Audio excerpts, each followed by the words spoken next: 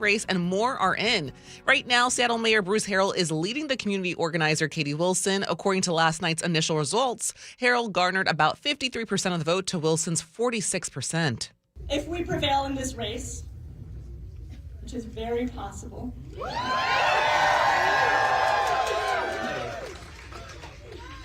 it is not the end of our work together.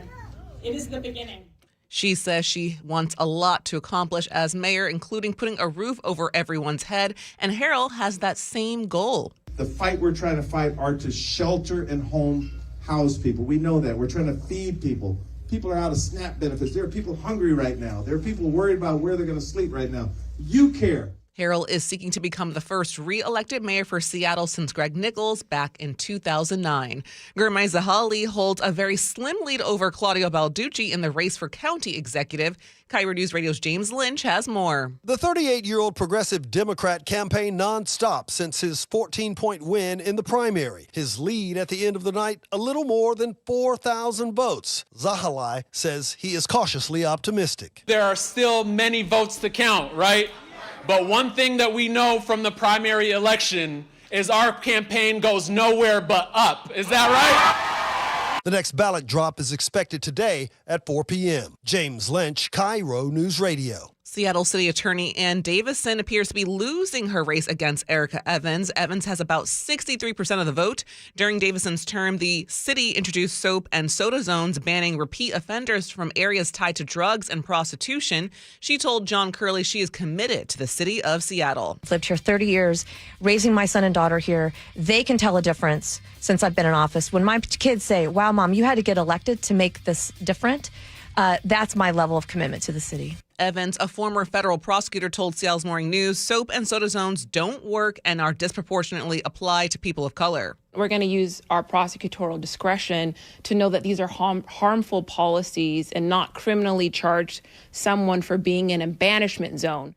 The current Seattle City Council president is losing her seat. Sarah Nelson has 42% of the vote to her opponent, Deion Foster's 52%. I have to say I'm really going to think about it and figure out what happened, because I believe, and the feedback that I've gotten is that a lot of the changes that I've helped effectuate in the city are very much welcome. Strengthening public safety by working very hard to bring staffing levels back up at SPD. Putting drug treatment at the center of the city's agenda. Foster is a former senior policy advisor for the city. She spoke with us in August. Some of the policies that have come out of council recently, the banishment zones and things like that, have been ineffective. We have reached out to her for comment on last night's election. And two-term Everett Mayor Cassie Franklin will likely get a third term. KIRO 7 TV's Jason Sloss was at Franklin's watch party last night. Initial results came in showing her with a 5-point lead over her opponent, former city council member Scott Murphy, who narrowly edged out Franklin in the August primary. Of course I was anxious. You know, it's been a very tough campaign, but like I said, I think our positive message is resonating with our city and our residents. I'm not going anywhere. I want only the best for our city, and we're hoping this gap will close and maybe even turn around. The next vote update in Snohomish County is 5 p.m. And it appears Tacoma City Council member Anders Ibsen will be the city's next mayor. He leads the current city council member John Hines by nearly 8 points. I don't see John as my opponent. He's my colleague. I have to work with him for 2 years, and he's a really bright, hardworking guy, and I'm looking forward to benefiting from his and the rest of my colleagues' hard work. The Hines campaign released a statement to KIRO 7 saying the race is still too close to call. Hines also thanked his supporters. And now to your KIRO News Radio real-time traffic right now. Everett to Seattle about 28 minutes. Linwood to Seattle about 15 minutes right now. And for your forecast, we're off to a very wet start this morning. It will be rainy and breezy today. A few isolated thunderstorms are possible. Highs will be in the mid-50s. Right now, it's about 53 in downtown Seattle.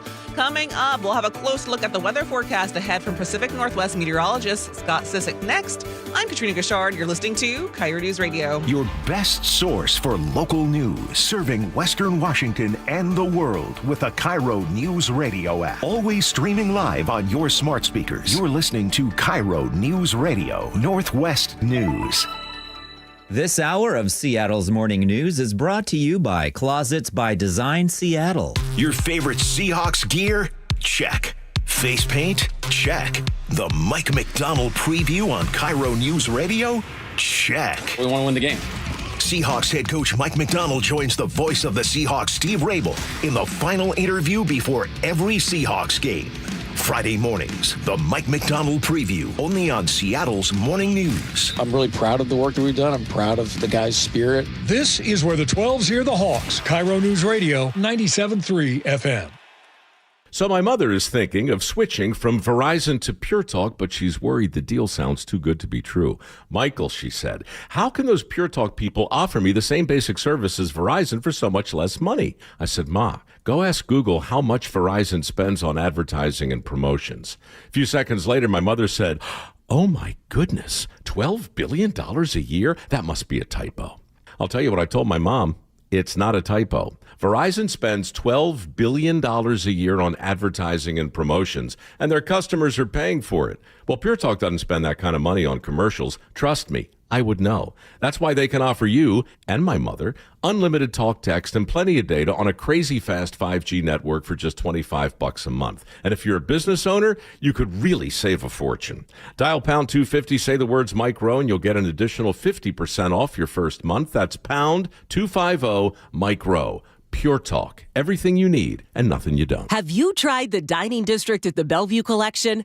Grab lunch with friends, meet up for happy hour, and stay for dinner and beyond. You can sample international flavors and local favorites from talented chefs. Try a new cocktail on a rooftop bar or watch the game with friends. And explore the lively nightlife scene. The dining district at the Bellevue Collection, where your taste adventure begins. Learn more at BellevueCollection.com/dining district. As a mom, comforting my family is what I do best. Vicks Vapor Stick provides soothing, non-medicated Vicks vapors in an easy-to-apply stick, and it dries fast, so there's no mess. I use it to comfort myself and my family.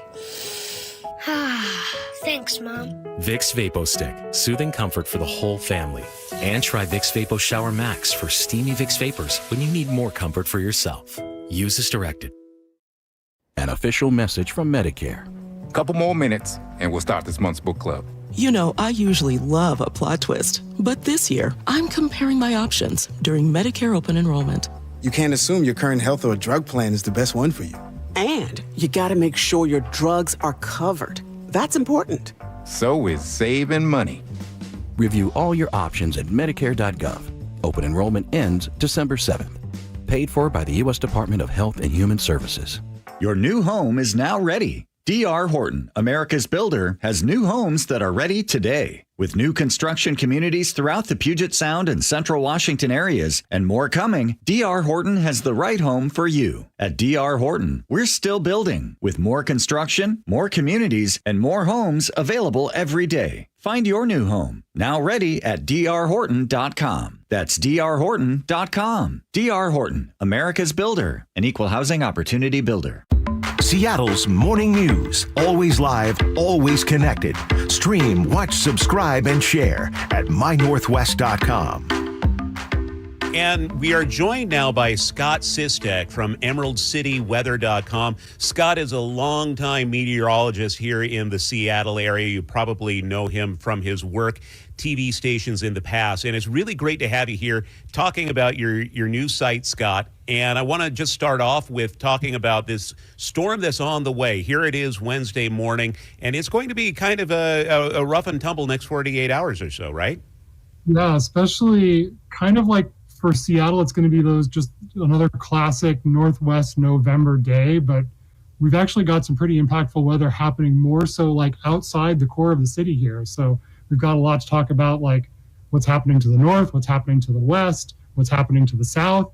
You know, as far as the Pacific Northwest in general is concerned, it's a pretty active day today. Seattle's a little bit on the sidelines, but we're still going to have enough weather to feel like we're part of the action. More to kind of like, maybe like the backup cornerback today. Who's going to get hit the hardest as we go through the day here? So for today in our area, the main thing that's going to be of the most concern is over on the coast. We're looking at some pretty decent coastal flooding. That's going to be an issue both today and tomorrow. If you want to talk about the storm, like overall, like on the entire scoreboard here, it's more so for Oregon and Northern California. That's where this particular storm is going to make its like the brunt of the storm is going to be down there. They're going to have 60, 70 mile an hour winds, lots of heavy rain. We're kind of on the edge of it here, but still close enough that we are definitely going to feel at least some impacts from this. And like I said, especially over on the coast. So breezy and rainy. And what are they looking at the coast? I saw on your site that you're talking maybe some flooding. Yeah, coastal flooding is actually our biggest concern. We've got a lot of things happening at the same time here. First of all, it's time for the higher astronomical tides. The Earth is a little bit closer to the sun in our elliptical orbit around the sun. So we've got just a little bit more of sun's gravity involved here that tends to juice the tides a little bit, especially like November, December, and January. You've heard about the king tides.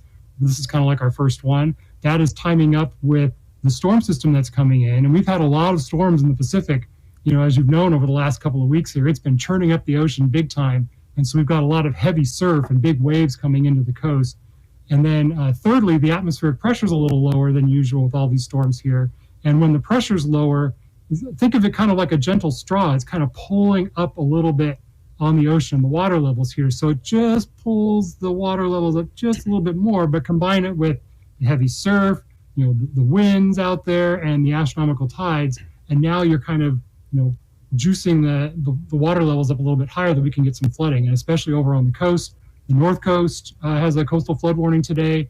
And then over in Grace Harbor County, like around Westport, they are no strangers to this. This happens pretty much every winter, but this is looking like a moderate to even major event is what the Weather Service has been classifying it as. I've sloshed around the streets around the marina there, and yeah, that does happen this time of year. This is an atmospheric river, right? At least the technical definition? Yeah, two of them. We've got one today, and we've got another one coming in tomorrow and into Friday. So I know that term is getting bandied around quite a bit lately. I mean, it's sort of like the new shiny toy. I mean, atmospheric rivers have been around forever, and even the research has been around for decades. But just kind of like in the last, 5-10 years, we in the media have kind of clamped onto that and been like, ooh, this is a nice, fun word to say, and it's kind of impactful. It's true. It is an apt description of what's going on. It is literally like a river of moisture in the atmosphere. So we really like that term. We're probably starting to overuse it a little bit, kind of like every storm's an atmospheric river. It's like, well, not every storm's an atmospheric river. Most of the ones that we have had so far this season have been atmospheric rivers, so we haven't been cheating. They're real. So here we are. It is another stormy next few days. It looks like this weekend will be actually kind of okay, right? So far, so good. Okay, Scott Sistek with EmeraldCityWeather.com. By the way, listeners, viewers, they can always text us at 888-973-5476. If you have a question for Scott that you need answered, we will absolutely ask it in one of our upcoming interviews. 888-973-5476. And you can check out Scott at the EmeraldCityWeather.com. Scott, thanks so much. We look forward to having you here every week. Thanks, Sean. I'm looking so forward to it. This is amazing. For your KIRO News Radio forecast, we're off to a very wet start this morning. It'll be rainy and breezy with a chance for a few isolated thunderstorms. Highs will be in the mid-50s. Right now, it's about 53 in downtown Seattle. Coming up, Chris Sullivan with a choke point gearing up for the tire chain requirements on the mountain passes. I'm Katrina Gashard. You're listening to KIRO News Radio. Endless hours of research, seeking referrals, dozens of calls. Hiring the right attorney can be a challenging process during an already difficult time. J.P. Pendergast with Pendergast Law explains. In Washington State, Tom, there are thousands of attorneys to choose from. Referrals and online research can be helpful, but discovering the right attorney requires a conversation. It can be hard to identify integrity and authenticity without that interaction. So, what do you recommend? We encourage anyone looking for personal injury representation to call for a free consultation with our team before making a decision simply based on referrals or online research. Accident victims need an attorney that listens, demonstrates honesty, and is genuinely understanding of their unique circumstances. The care, attention, and preparation that our firm provides throughout the case mirrors the effort involved when taking on the insurance companies. Save time and avoid mistakes after an injury. Contact the caring and compassionate team at Pendergast Law. If you or a loved one has been injured in a car accident, call Pendergast Law.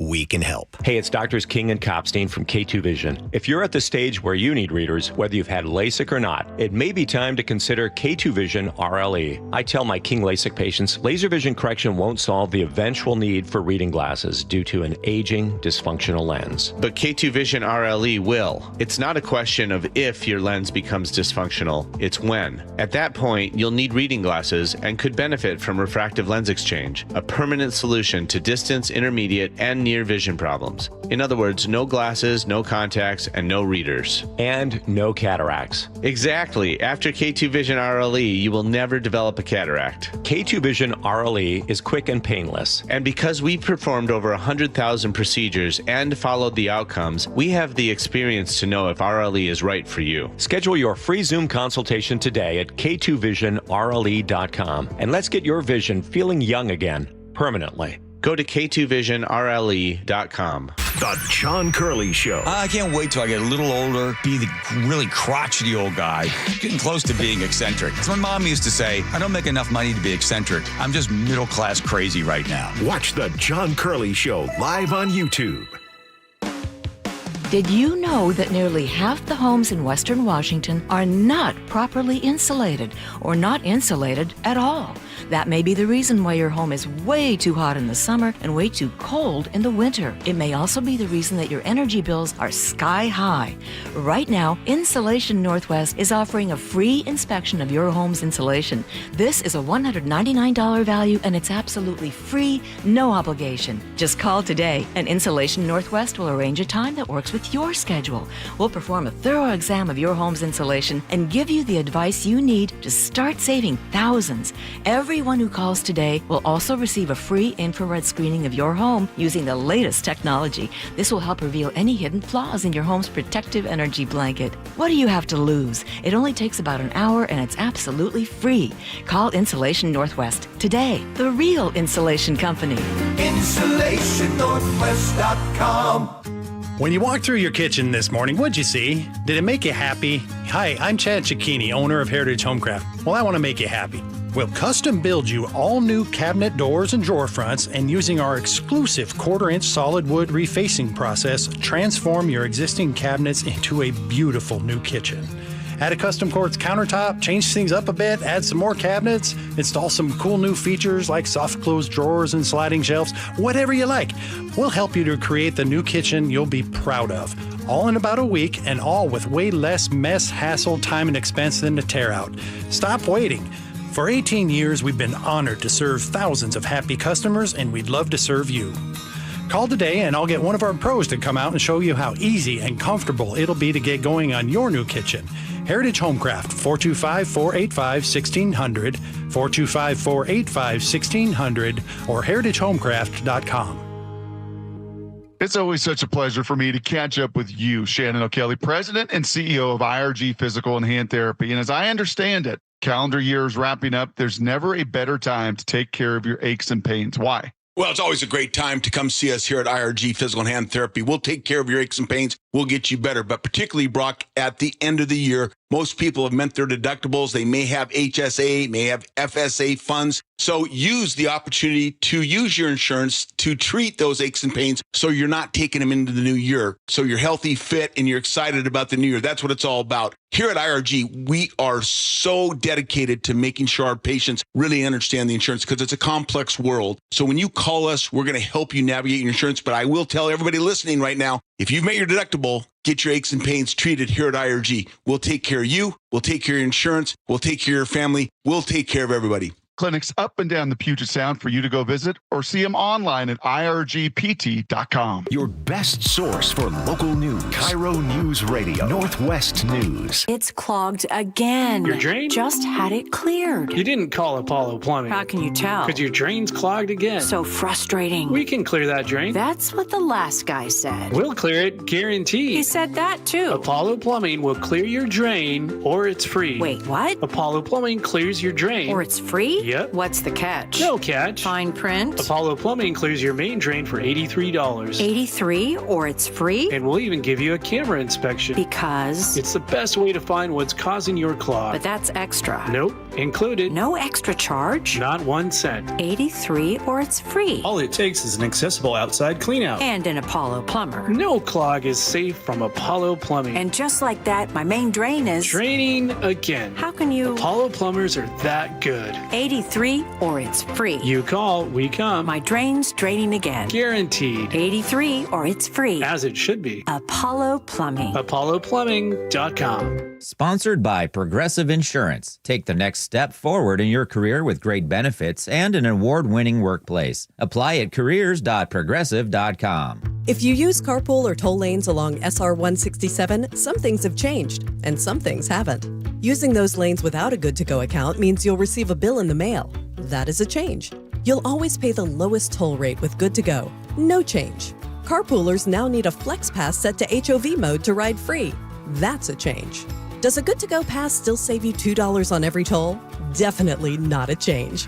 Learn more at goodtogo167.com. Free Flex Passes while supplies last.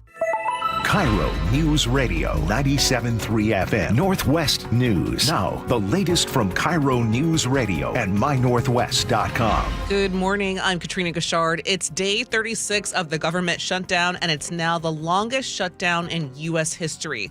Both parties say it could be resolved soon, but in the meantime, there's confusion over the status of food assistance, and flying home has become an adventure with more delays and cancellations every day. CBS's Caitlin Huey-Burns has more. As day 36 of the longest government shutdown in American history begins, Transportation Secretary Sean Duffy is sounding the alarm about travel at the nation's airports. You will see mass flight delays. You'll see mass cancellations, and you may see us close certain parts of the airspace because we just cannot manage it because we don't have the air traffic controllers. Meanwhile, millions of Americans who rely on food stamp assistance are still unsure when they'll get their benefits. Governor Bob Ferguson says the state received new guidance from the federal government on administering those SNAP benefits. He says recipients will get 50% of their usual aid. Tuesday, President Trump created some confusion when he posted on social media that SNAP funding would only continue once the government shutdown ends. The administration now says it will take some time, but the benefits will come. Now to some election results. The race for Seattle mayor is close. Early returns show that Mayor Bruce Harrell with about a 53% of the vote, but the incumbent knows the race is far from over. We're going to count each vote. We feel pretty good about this. Let me say this. We got a lot of votes at the last minute here. I mean, a lot of votes. But late votes could shift the outcome in favor of Katie Wilson, who tells KIRO 7 TV. We have a lot of wheels turning in terms of preparing for the transition process, and so that work will continue because if I'm successful, I want to be able to step into office and lead from day one. Wilson has never held public office. Harrell is seeking to become the first Seattle mayor since Greg Nichols to win re-election. KIRO News Radio's James Lynch spent last night at King County member Gurmai Zahalai's election night headquarters, and he has this report. Gurmai Zahalai, a progressive Democrat, finished the primary 14 points ahead of his challenger and fellow council member Claudia Balducci. Following the first drop of results, he was feeling very optimistic. So I will say that we're not quite at declaring victory tonight right here, but we feel damn good. Zahalai predicts his slim lead will grow even bigger as the votes continue to come in. James Lynch, KIRO News Radio. In the race for King County Executive, Claudia Balducci's double-digit deficit after the primary has shrunk to just 2 points. Balducci and her supporters were thrilled when the first round of returns showed her with 48% of the vote, meaning her race against County Council colleague Gurmai Zahalai was too close to call. I always thought it was going to be very close. I mean, we thought it was. I was surprised that it was less close at the primary. This makes more sense to me. Win or lose, she expects to have a good working relationship with Zahalai. As she puts it, they need each other to succeed. Frank Lenzi, KIRO News Radio. And voter turnout has been lower than expected in King County. KIRO 7 TV's Jake Chapman reports around 372,000 ballots have been returned. That's less than 30% below what King County elections projected. But they say that number will go up in the coming days. And given some of the high-profile races like Seattle Mayor and King County Executive for the first time since 2009, there's a chance that turnout could be higher, something election workers welcome as they brace for a busy week ahead. And we're learning a motorcyclist died after crashing into the Welcome to Lakewood sign yesterday. It happened during a chase with King County deputies. The sheriff's office says the pursuit began around 3 p.m. in Burien when the motorcycle was believed to be stolen. Deputies say the rider was wanted for domestic violence and making gun threats. The motorcyclist died at the scene. A passenger was hospitalized. And now to your KIRO News Radio real-time traffic. Tacoma to Seattle about 28 minutes. Bell to Renton 18. Everett to Bellevue about 21 right now. Marysville to Seattle about 32. And for your forecast, we're off to a very wet start this morning. It'll be a rainy and breezy day with a chance of a few isolated thunderstorms possible. Highs will be in the mid-50s. Right now, it's about 53 in downtown Seattle. I'm Katrina Gashard. You're listening to KIRO News Radio. Your best source for local news, serving Western Washington and the world with a KIRO Newsradio app. Always streaming live on your smart speakers. You're listening to KIRO Newsradio, Northwest News. Charlie Harger and Manda Factor, Seattle's morning news. Hey, oh, let's go. Now, Choke Points with Chris Sullivan. Presented by Carter Subaru. It's 8:36. Well, November 1st came and went without much fanfare, but it marks a significant change in your preparations for driving over the passes. Yeah, Sully has that date circled on his calendar, and he's here with a reminder. And yes, November 1st, we celebrated. I assume some of you all did as well. That's the day that studded tires could be put back on your car. They are now legal to use through March 31st, though the state, of course, asks you to look into studded tire alternatives because they really rip up the roads. It estimates that those tires do up to $29 million in damage to roads each year in our state. You should start carrying chains in your car just to be ready. I mean, when you're traveling the passes, you are not required to carry chains, so they're not going to pull you over if you don't have any chains in your passenger car. But, of course, you got to have them so you can be ready. And, of course, you don't want to get ticketed for not following the chain requirements in bad weather.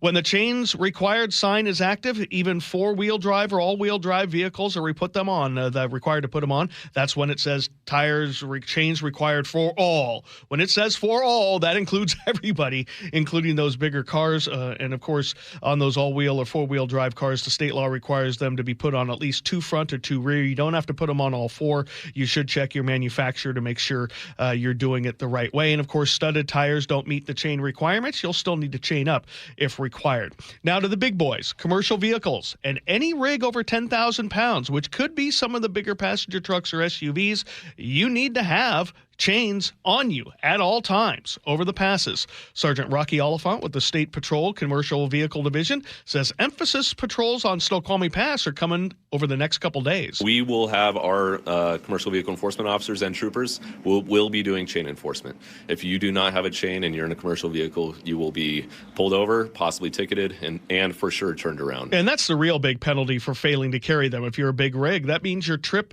is going back down the mountain and the other way until you get your chains. That's a bad day. That means your delivery is going to be late. Sergeant Oliphant wants to drive this message home, pun intended, earlier in the season so we don't have trouble later in the year. Every year it seems like we have some sort of semi-truck commercial vehicle that has an issue, didn't end up having chains, and we end up having to shut down the pass. We would like to get ahead of this, so we usually will do an emphasis out there with chain enforcement to hopefully get people prepared for going over the pass. And of course, we have Sergeant Oliphant has a message for all of us non-commercial drivers.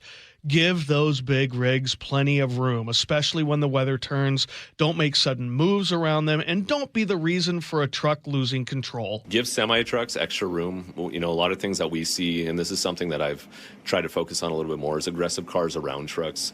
Sometimes, you know, we have these aggressive cars, they cut off semi-trucks. Those trucks don't have as much space where they can stop. And they also might not even see you based on their size, your size, and the conditions as well. And of course, one more tip, we've got plenty of time to do this. Mentioned it a few weeks ago. Now the time to start practicing putting on those chains so you're not doing it for the first time on the side of the road. And of course, as always, drive safely. And we can find out more at mynorthwest.com. Yep, plus every single possible chain requirement you can think of and all the different varieties therein. I know a lot of people with four-wheel, all-wheel drive like to argue with me about what the requirements are or are not. Yeah. It's all spelled out there in a link at mynorthwest.com. Coming up, we'll have national headlines. I'm Katrina Gashard. You're listening to KIRO News Radio. The Northwest's trusted news source, KIRO News Radio. Police in Federal Way are investigating what appears to be a car explosion. KIRO News Radio's Luke Ducey is live from the neighborhood. I can't tell you enough how crazy this scene is here. Coverage you depend on. A massive police presence in Kent. From voices you know and trust. We have an active fire inside one of these buildings here. KIRO News Radio on 97.3 FM, the app, YouTube, and your smart speaker. We've got a style of play no one wants to go up against. Big hits that turn the tides in our favor. Noise that shakes opponents to their core. That was 112 decibels in that last tackle. Disruption is in our DNA.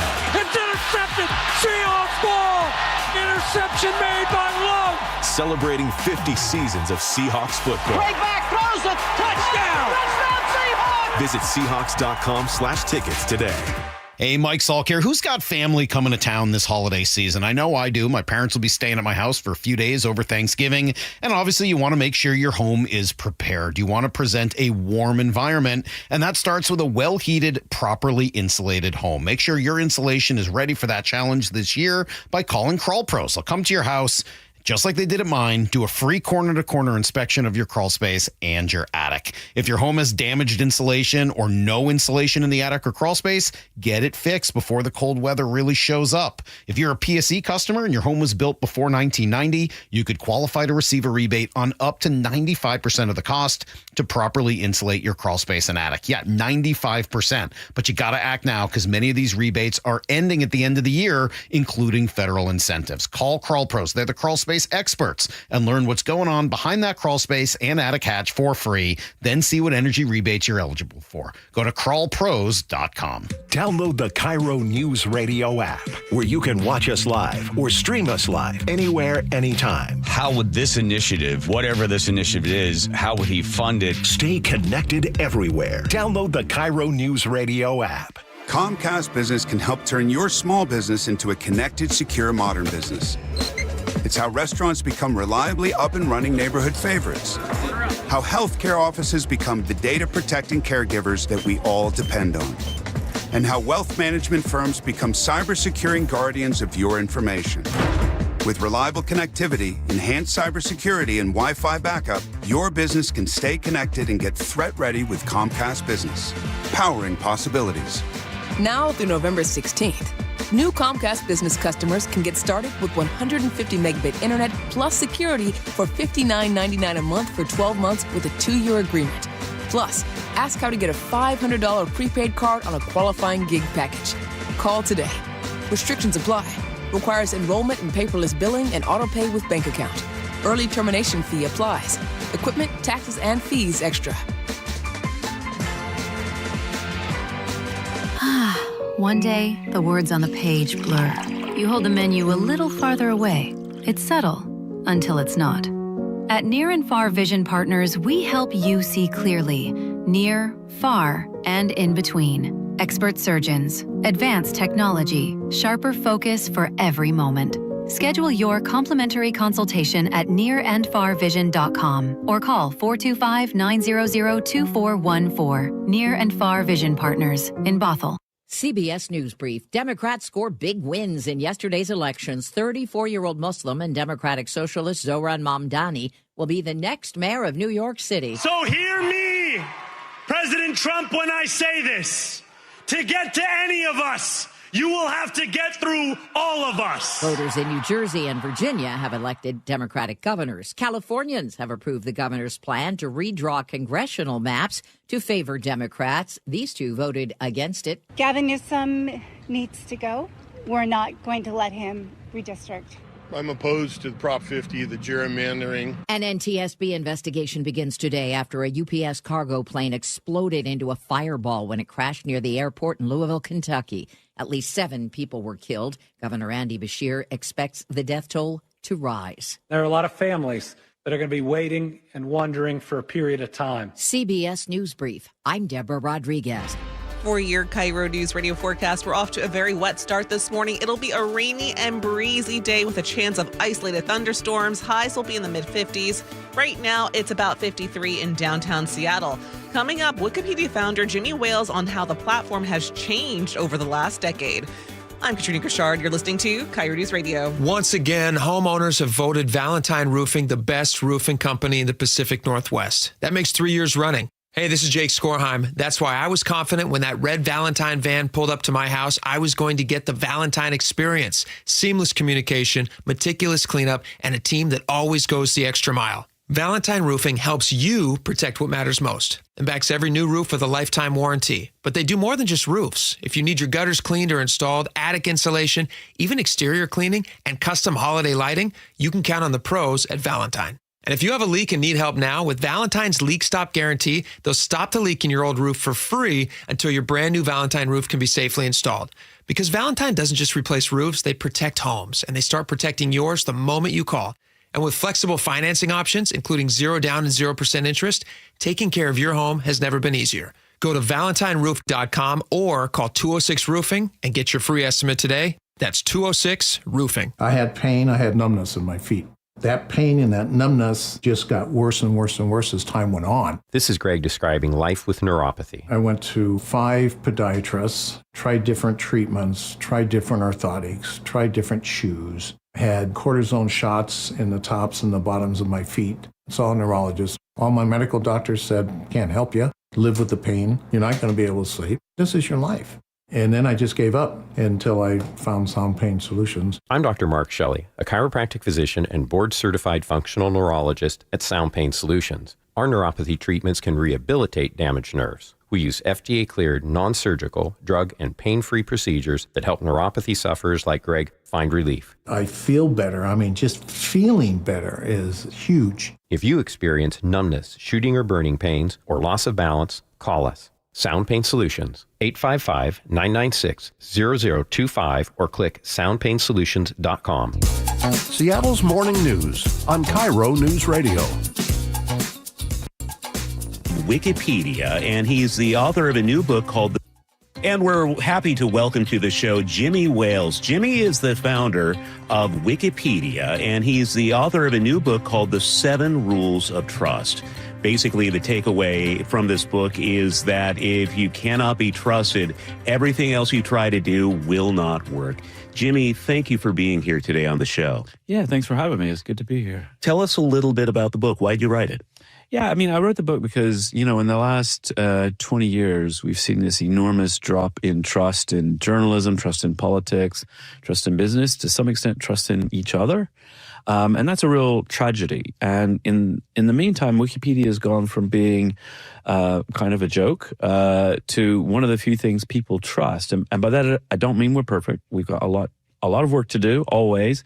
But people do get, like, it's a community. We're trying hard to get it right. And I just thought, oh, you know what? There's some actual lessons I've learned along the way that I think might be useful to other organizations, other people in thinking about trust. But also, I just want trust to be on the agenda. I think we need to insist on trustworthy politicians and trustworthy journalism and trustworthy businesses and all of that around us, because, prosperity and a functioning society really depends on having that trustworthiness all around us. When you say it started as a joke, what did you think it would become back then? Did you have any idea? Well, I didn't mean that I meant it as a joke, but it started out, people thought it was a joke, or they didn't really believe in the idea. But the vision for Wikipedia was always to figure out a way to make a free encyclopedia for everyone on the planet in their own language. And, using the internet as an open tool for people to come together and collaborate. And, today we're in over 300 languages in just about every country of the world, except, I don't know, North Korea. I think almost nobody's on the internet in North Korea. But, it's an amazing journey that I've been on, and meeting so many amazing people all around the world to create Wikipedia as it is today. And it started with something that it wasn't necessarily trusted by a lot of people. Here is an open source sort of thing. Mm-hmm. But by 2005, you write in the book, it was compared to Encyclopedia Britannica. And it was found to be just as accurate. How did you get there? I mean, almost as accurate. That's what I'm always, Yeah. It's like we were a little worse than Britannica. But what I loved about that incident was when the community saw this study that was done, they came to me and said, can you ask the journalists who did this to give us the list of mistakes they found, because they wanted to fix it. And I was like, that's the right spirit, I mean, I think the main thing was having rule number 3, purpose. The idea of Wikipedia is an encyclopedia, that we want it to be high quality, we want to be neutral, we want to, have good quality references. That helped us to organize the community in a way that, a lot of projects online like social media doesn't really have that clear sense of purpose, which makes it really hard to sort of figure out about community moderation issues and things like that. But for us, it's always been about that. Like, we're making an encyclopedia. Let's keep it really simple, keep the purpose clear. And that's really helped us to navigate over the years. And keep it free. You've never run ads on Wikipedia. How do you do that? Well, so we're a charity. We're a nonprofit organization, and the vast majority of the money to support Wikipedia is from the small donors. We think that's really important. We're not dependent on government funding from any governments around the world, and that's important for our independence, obviously. We're also not dependent on a handful of billionaires or philanthropic foundations or whatever. They do support some, and we appreciate that. I'm not saying that's bad, but it really is important that we are, it's the people who see the banner once a year and go, yeah, you know what, I use it all the time, I should probably chip in. You've mentioned a couple times, I've noticed throughout this interview already, that you have some caveats, and you're attempting to be as transparent as you would hope a lot of journalists would be. So maybe just talk to me. You talk about transparency in the book. Why is it so important to be transparent? Yeah, I mean, transparency. Without transparency, people have to blindly trust you. And if you really want to build trust, the more they can see what you're doing, then the better. And that's true in all kinds of businesses. It's true in journalism, for example. I think we're well past the era when you could just say, oh, well, you don't really have to give all the details because you're the New York Times and everybody will trust you. It's like, well, no, people aren't necessarily that trusting anymore. So you need to show your work, and you need to be more transparent, and, and even to be willing to express a little uncertainty on certain stories, that voice of God type of journalism. People kind of see through that now, and they're like, well, probably this is complicated, and probably you need to be a little more upfront about that. Is Wikipedia what it's going to be? Are you happy? And is there any plan for the future for it? I mean, broadly, we're not going to turn into TikTok or anything like that. We like the site as it is. I mean, there's so much work to do. So obviously, a lot of the change going forward in the future won't be noticeable to most of us, because it'll be the growth of Wikipedia in Swahili language, and we won't see that, but it's an amazing thing to think about. Everybody in the world can get access to knowledge. Other things, we focus a lot. I'm heading an internal group looking at neutrality. It's a very strong policy of Wikipedia, but we know there are cases where we're not living up to neutrality, and we need to do better. And so trying to figure out, okay, well, what's going wrong here? How do we fix that? That speaks to Elon Musk. He has come up with Grokpedia. I'm sure you've seen it. And his takeaway, at least his claim, is that somehow Wikipedia is, he calls it propaganda, I think. That seemed like a rather strong assertion. So I'm curious what you thought about it when he said that, and what you think of Grokpedia. Yeah, so, well, I've been busy on my book tour this week, so I've had a chance to look at it a little bit, but I haven't really had a chance to really dig in. I'm pretty, I'm intrigued. I mean, let's have a look, but I know, he's using large language models to create it. And the problem with large language models is they do hallucinate, which means they make stuff up. And that's particularly true the more obscure the topic. And an encyclopedia does cover very obscure topics. And so I'm a little skeptical that you can get very far doing that, but he'll have a try. And then the other thing is, he talks a lot about trying to be more neutral than Wikipedia. And I'm like, okay, great. Like, let's see that. But so far, a lot of the examples, it's like, well, neutral doesn't actually mean agrees with Elon Musk necessarily. And so I do question whether he's got the right idea of what neutrality really is. Jimmy Wales, Wikipedia, 7 Rules of Trust. Thanks for joining us on Seattle's Morning News. Thank you. Good to be here. Pleasure to meet you. Thank you. For your KIRO News Radio forecast, we're off to a very wet start this morning. It'll be a rainy and breezy day with a few isolated thunderstorms. Highs will be in the mid-50s. Right now, it's about 53 in downtown Seattle. Coming up, more of the day's top stories here on Seattle's Morning News. I'm Katrina Gashard. You're listening to KIRO News Radio. The John Curley Show. And the reason I love autumn the most, and I guess that's why I love to grow pumpkins, Weekdays 3 to 7. is because it's nature telling you summer is over and soon it will be dark and it will be cold and there will be no light. And just before, nature says, here's a prize for you because we know you're going to go into hibernation. So here's orange and yellow and fiery colors everywhere. So this is our final gift to you. Watch The John Curley Show live on YouTube.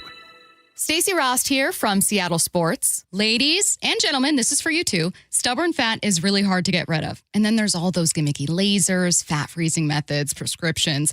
But imagine a simple solution that takes just one day and provides immediate, noticeable results. Introducing ProSculpt. ProSculpt uses air-assisted technology that's safe and gentle, yet powerful, delivering instant fat-reducing and skin-tightening results. Performed by board-certified plastic surgeons while fully awake, ProSculpt contours your body with minimal downtime. It's designed to target problem areas: waistline, face, neck, arms, thighs. ProSculpt gently removes unwanted fat and tightens loose skin with FDA-cleared plasma technology, all in a simple, guaranteed one-day procedure. ProSculpt is one and done. For your free consultation and $250 off, visit ProSculpt.com for powerful permanent fat removal and skin tightening that works for ladies and you men. It's ProSculpt.com. KIRO FM and HD1, Tacoma, Seattle. From whiplash to herniated discs, there are a few car accident injuries we've all heard of. JP Pendergast with Pendergast Law explains that even the most common injuries differ from one another. Pre-existing conditions, health history, beginning of treatment. There are hundreds of factors that make every person and every injury unique. While these variables aid medical treatment, the strongest case recoveries must also take them into account. Could you explain a little bit more? Our team at Pendergast Law is obsessed with turning over every stone to differentiate each case. This requires thorough investigation, diligent listening, and relentless research. We never pursue cases with a one-size-fits-all approach. We built our success by treating every injury and every case with the individualized attention our clients need and deserve. Pendergast Law's individualized approach to even the most common injuries makes the difference in case outcomes. It's another reason why I can't recommend them enough. If you or a loved one has been injured in a car accident, call Pendergast Law. We can help. I was in the middle of the Atlantic Ocean when it happened. There was a sudden jolt and our submarine crashed on the seafloor. We were in total darkness.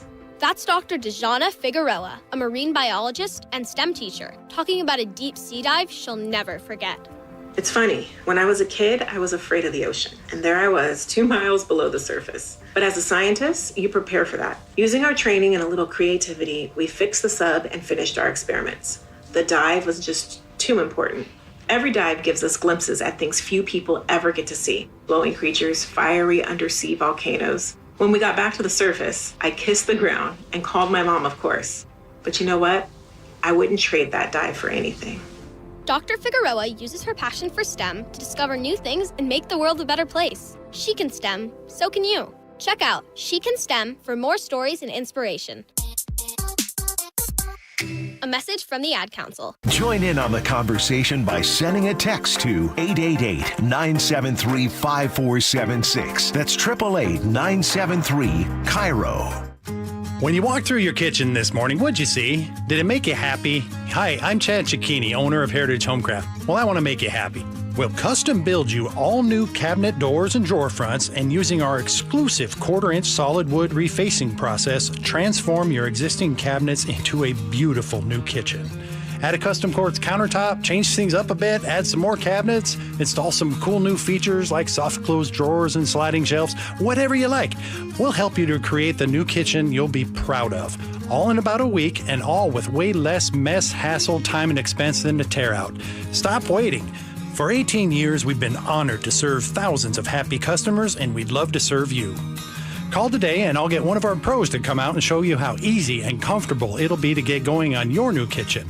Heritage Homecraft, 425-485-1600, 425-485-1600, or heritagehomecraft.com. Your new home is now ready. D.R. Horton, America's builder, has new homes that are ready today. With new construction communities throughout the Puget Sound and Central Washington areas and more coming, D.R. Horton has the right home for you. At D.R. Horton, we're still building with more construction, more communities, and more homes available every day. Find your new home, now ready at drhorton.com. That's drhorton.com. D.R. Horton, America's builder, an equal housing opportunity builder. What's your holiday tradition? For most, it's gathering with a joyful meal. Unfortunately, for many families, that tradition feels out of reach. To help, please donate to Nourishing Neighbors the next time you're at Safeway checkout or visit nourishingneighbors.com. Your best source for local news. KIRO Newsradio, KIRO FM and HD1, Tacoma, Seattle, Northwest News. This is CBS News on the Hour, sponsored by Progressive Insurance. I'm Deborah Rodriguez. President Trump is weighing in after big victories for Democrats in yesterday's elections. If you read the pollsters, the shutdown was a big factor, negative for the Republicans. And that was a big factor. And they say that I wasn't on the ballot was the biggest factor. CBS News Chief Washington analyst Robert Costa. Democrats did not talk about President Trump across the board. They were not trying to make this an obsession election about President Trump. But he is a factor. He's testing executive power on so many fronts. And there's no way he's not part of the conversation, whether it's this week or next year. Democrats won governor's races in Virginia and New Jersey. Democratic Socialist Zohran Mamdani will be New York City's next mayor. Californians okayed Governor Newsom's congressional redistricting plan.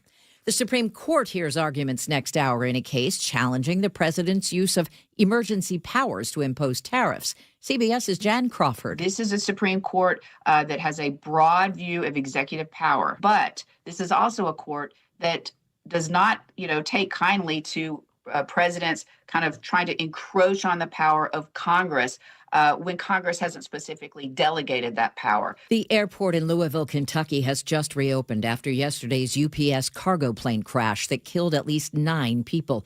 Governor Andy Beshear expects the death toll could go up. There are a lot of families that are going to be waiting and wondering for a period of time. Video shows the plane's left wing on fire as it tries to take off before the jet quickly loses altitude and explodes. The fire chief says the crash site is the size of an entire city block. The NTSB will be on the scene today investigating.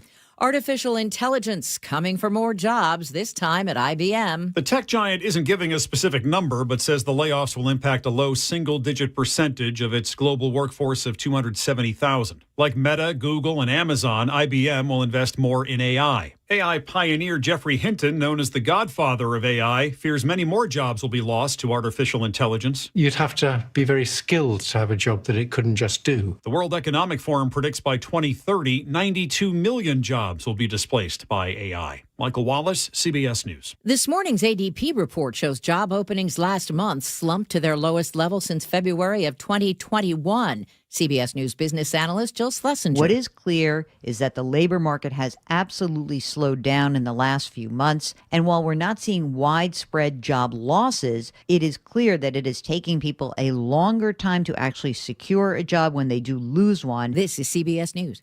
The annual Progressive Keys to Progress program provides vehicles to deserving veterans, helping our heroes drive their lives forward. Learn more at keystoprogress.com. It is 6:03. Let's head over to the traffic desk with Sully. And we're starting the morning with a traffic alert on southbound I-5 from Lakewood down through JBLM.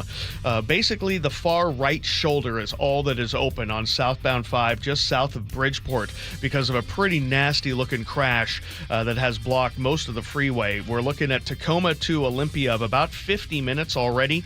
That is a 20-minute delay. And the right lane has been blocked on northbound I-5 for the emergency response. Olympia to Tacoma is already running plus 15 at 45 minutes, so we'll be watching this one very closely.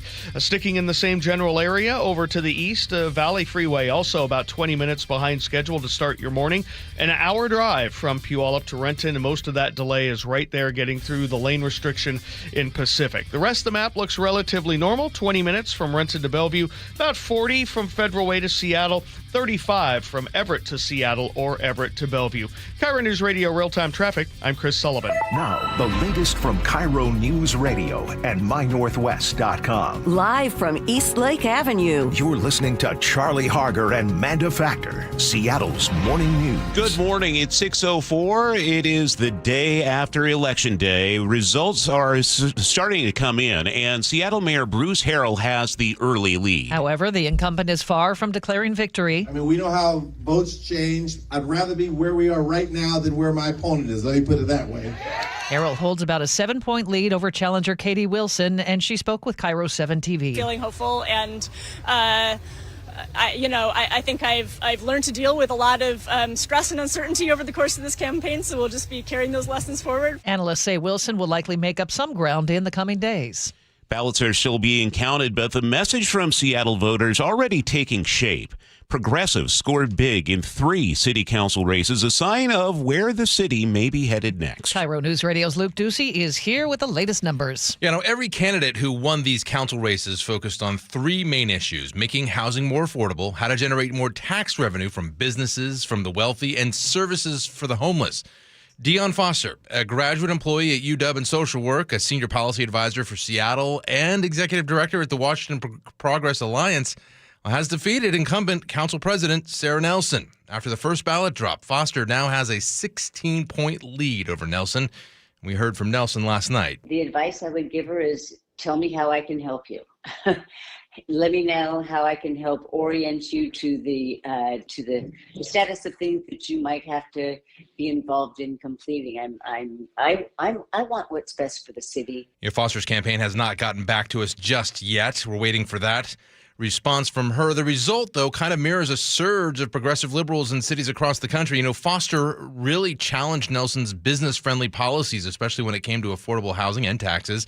Foster favors a city-level capital gain tax in response to the city's budget shortfall and the threats of cuts to federal funding. One big on those points as well. In the other city council races in Seattle, just not even close. Alexis Mercedes Rink holds her seat pretty handily. She has a 58-point lead against Republican Rachel Savage, and Eddie Lynn has defeated Adonis Duckworth by 31 points. All sorts of results coming in. Seattle City Attorney Ann Davison appears to be losing her job to Erica Evans. Davison recently told John Curley what an Evans victory would mean. We do go back to a sense of lawlessness. That, she says, is because Evans would not enforce so-called soap and soda zones, which ban people from certain parts of town who have committed prostitution and drug crimes. Evans told Seattle's Morning News soap and soda zones don't prevent behaviors. They just move them around the city. As the city attorney, we're responsible for the whole city, not certain particular areas. Evans has 63% of the vote to Davison's 37%. Keeping you informed since 1974. This is the city's longest-running radio news show. Seattle's Morning News on KIRO News Radio. All sorts of results we'll still be going over, but wanted to say hello this morning and welcome to a Wednesday. Ooh, we made it through Election Day. Yeah, and all morning long, Luke will be bringing in the numbers. We're going to have some political analysts stopping by to give us their take. So we'll get you out there informed as you head to work and knowing what's going on in our state and city governments. Of course, you need to know what's going on the roads, too. Chris Sullivan is checking traffic for you every 10 minutes. And we've already got a traffic alert in effect on southbound I-5 south of Tacoma. So a lot going on to start the morning. Is it still completely shut, or how many lanes are open? Basically, just the far right lane and maybe right shoulder are getting by at this particular moment. And this is just south of Bridgeport. Okay. Keep us updated. Nick Krasia is in the control room today running the board. Producer David looking very nice with his new haircut. Oh, thank you, sir. Very sharp. All right, this hour of Seattle's Morning News is sponsored by American Crawl Space and Pest Control. Coming up this hour of the show, CBS correspondent Natalie Brand will break down some of the big city and state elections across the country, how races in New Jersey, Virginia, and New York City could shape how next year's midterms turn out. Also, longtime Northwest meteorologist Scott Sistek will join the show to give some insight into the weather in our first week of November, why we keep hearing about atmospheric rivers. We continue our election coverage now. Gurmai Zahilai holds a slim lead of only about 4,000 votes over Claudia Balducci in the race for King County Executive. KIRO News Radio's James Lynch spent last night at Zahilai's election night headquarters. Gurmai Zahilai, a progressive Democrat, finished the primary ahead of his challenger and fellow council member Claudia Balducci. Following the first drop of results, he was feeling very optimistic. So I will say that we're not quite at declaring victory tonight right here, but we feel damn good. Zahilai predicts his slim lead will grow even bigger as the votes continue to come in. James Lynch, KIRO News Radio. Meantime, KIRO News Radio's Frank Lenzi reports on the Balducci campaign. Just 2 points separate King County Councilmember Claudia Balducci and her opponent for county executive, Gurmai Zahilai, who had a double-digit lead after the primary. We really changed the trajectory. We'll see what happens next, but too close to call. Too close to call is just fine with Balducci and her supporters. Win or lose, she'll still be working closely with Zahilai, her colleague on the county council. We need each other to succeed, and we're going to have to work well together, and I expect that we will absolutely continue to work well together. Housing, transportation, and public safety are her top priorities. Frank Lenzi, KIRO News Radio. It appears former Tacoma City Council member Anders Ibsen will be that city's next mayor. He leads current City Council member John Hines by nearly 8. I don't see John as my opponent. He's my colleague. I have to work with him for 2 years, and he's a really bright, hardworking guy, and I'm looking forward to benefiting from his and the rest of my colleagues' hard work. And the Hines campaign released a statement to KIRO 7 saying the race is still too close to call. Hines also thanked his supporters. In Everett, it appears Everett Mayor Cassie Franklin is in the lead. She has 52% of the vote, leading challenger Scott Murphy, who has 47%. Murphy narrowly edged out Franklin in the August primary. Of course I was anxious. You know, it's been a very tough campaign. You know, we're hoping this gap will close and maybe even turn around. Both candidates spoke with KIRO 7. Early results show voters approving the one statewide measure on the ballot that would allow Washington to invest its long-term care fund in the stock market. Right now, the resolution is passing with nearly 57%. The so-called WA Cares Fund is financed by a payroll tax. Supporters want it to be managed like pension funds, aiming for higher returns. Critics warn it's too risky. King County voters keeping emergency medical services funded. A $1.45 billion property tax is passing with nearly 80% support.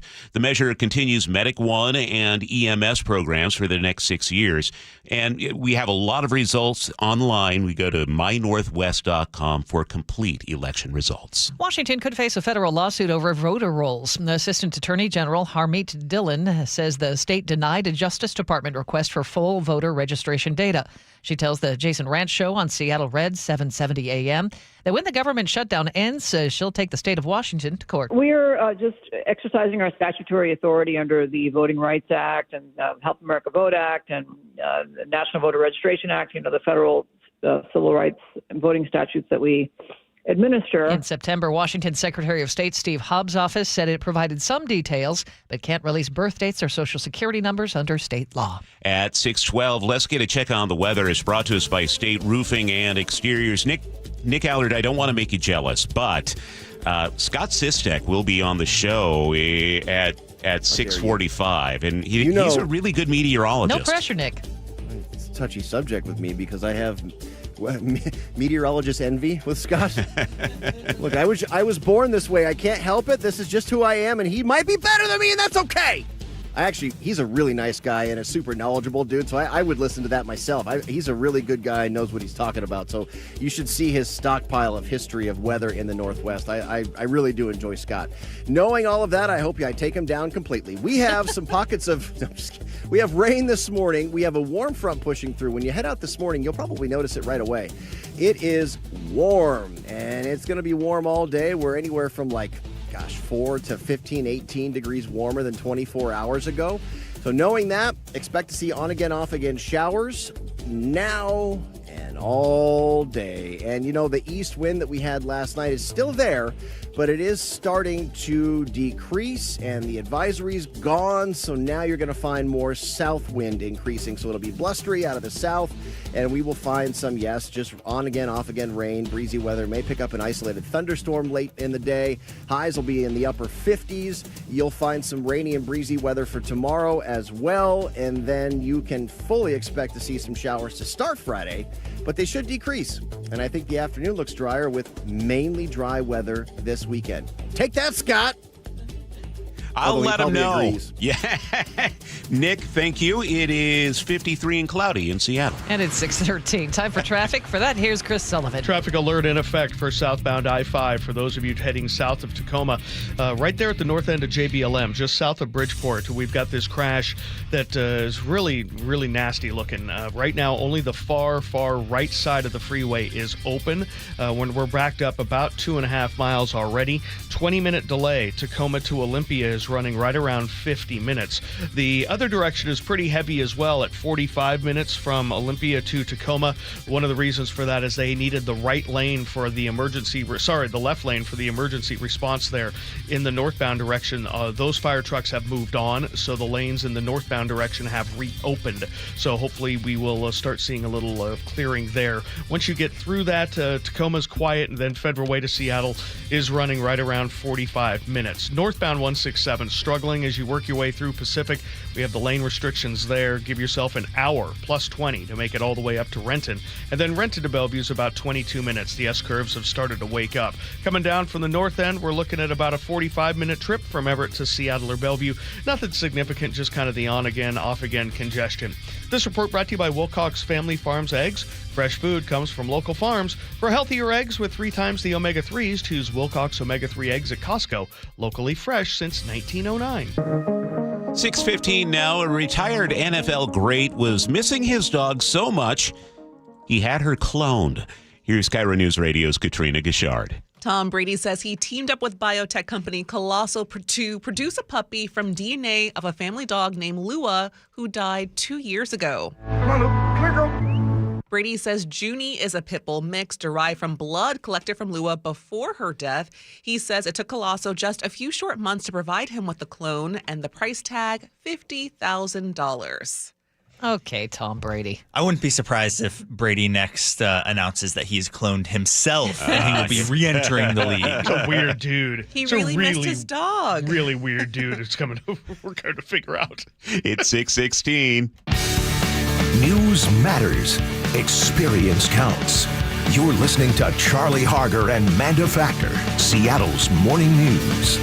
Well, we have been following the big local races from the election here in our state. And around the country, there are some big city and state races that are being called, including a historic, unprecedented victory for progressives in New York City. Let's get the latest now from CBS correspondent Natalie Brandt. Good morning, Natalie. Let's start in New York City. Big win for Zohran Mamdani. Yeah, good morning to you, Charlie, Amanda. It was really a Democratic sweep across these big races, and obviously everyone was watching carefully to what happened in New York City since that race drew such national fascination for Mamdani's rise, a self-proclaimed Democratic socialist who was able to overcome and beat former Governor Andrew Cuomo, who is running as an independent and also a Republican candidate in that race. This is one that President Trump commented quite a bit on social media leading up to this race, criticizing Mamdani, calling him a communist. After his election speech last night, the president posted on social media, quote, "and so it begins." Where did Mamdani's grassroots campaign really take off? Well, it took off. He won the Democratic primary, which was notable. A lot of analysts on the ground in New York have, commented that he really ran this grassroots campaign, connecting directly with voters, which we know is important in so many of these races. The, good old retail politics, walking the entire city, speaking to voters. In all boroughs, and really affordability emerged as a top issue in that race and a top issue across the board on voters' minds as, people are still feeling like their bills are just too high. Rent control and affordability of housing also a key issue in that race. And on the ground in New York, a lot of Democrats, seem to be voting for a new direction. He did particularly well with younger voters. Obviously, former Governor Cuomo had a host of issues that he brought into the race just based on his history. So really now the question becomes, how does Mamdani lead that city, and how does that also intersect with the Trump administration and the back and forth that we've already seen between those two, with President Trump ahead of election night potentially raising questions about cuts to federal funding to New York based on Mamdani winning. Natalie, of course, you're with the network now, but you spent many years as a political reporter here in Seattle on King TV. Could you maybe just compare the body of voters in New York to those in Seattle? Is it very similar there? I am not a political reporter in New York, so I cannot speak to details about those voters. But I would say that Seattle politics was always so unique. We saw the rise of grassroots movements that really embraced the progressive left and even democratic socialism. So I would say what we saw in New York was kind of some of that on a much larger scale, but also reaching maybe other voters, who are kind of disillusioned with the old ways of the Democratic Party, if you will. However, this is one race, and a lot of it has to do with the candidates themselves. If there was a moderate Democrat in that race who was not former Governor Cuomo, would they have been received differently? And if you look at some of the other races, Mamdani definitely represents, in terms of messaging, a move to the left, Democratic Socialist platform. But in other key races, if you look at the New Jersey gubernatorial race, the one here in Virginia, moderate, more established Democratic candidates won. Two women. The governor-elect in New Jersey is Mikey Sherrill, a national security background, former Navy pilot. And here in Virginia, Abigail Spanberger, a former congresswoman and former CIA officer. And they were really running kind of on a more moderate platform to try to reach out to independents and, Republican voters who maybe don't like Trump policies. So I don't think we can draw any sort of overarching conclusion about the way that the Democratic Party is going based on last night. But heading into the midterms, there's no question that the campaigns and, political analysts will be analyzing the messaging that these campaigns used and kind of the turnout and the campaign mechanics that led to these victories. All right. Well, my advice for you, Natalie, stay hydrated because we have the midterms less than a year away now. It's going to be a marathon for sure. And the campaigning is starting now. Away we go. Yay. All right. Natalie Brand, CBS News. Natalie, always great speaking with you. Thank you. Thanks. Take care.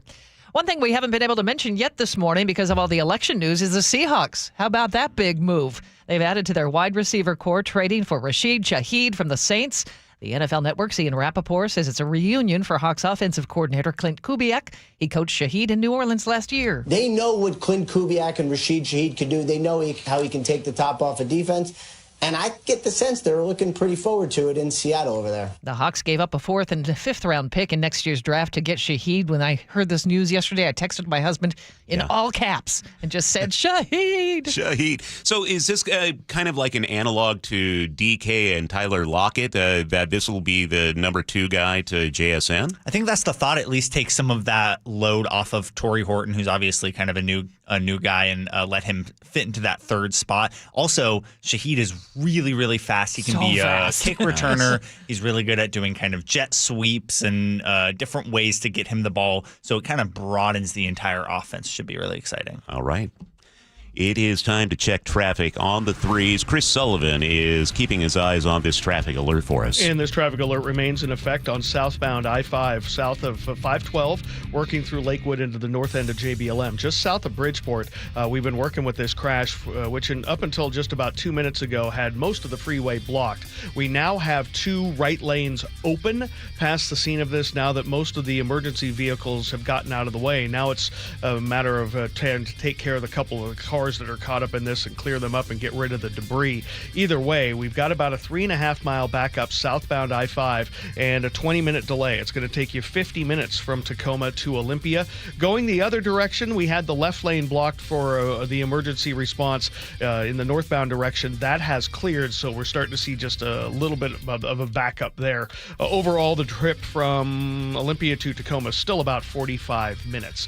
A little bit further to the north as we look our way through Tacoma, not bad, a little breaking up the hill out of Fife, and then you've got about a 45 to 50 minute trip from Federal Way to Seattle. Valley Freeway is behind schedule in a significant way now, about 20 minutes behind.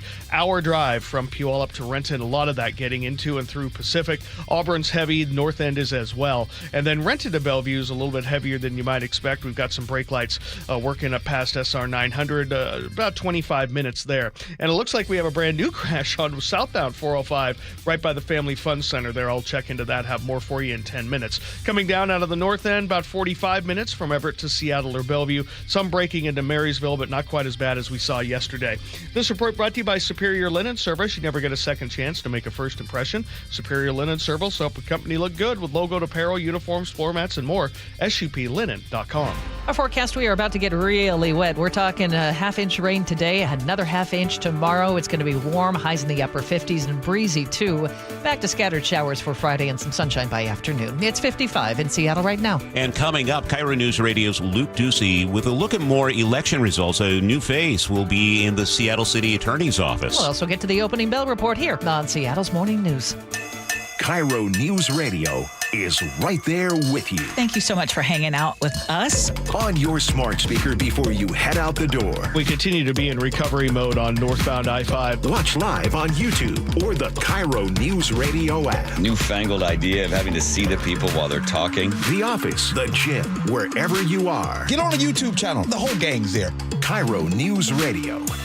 97.3 FM, powered by MyNorthwest.com. You're losing your hair and you simply need a solution that works. You want the best. Modern technology, top-rated physicians, something that's guaranteed to work.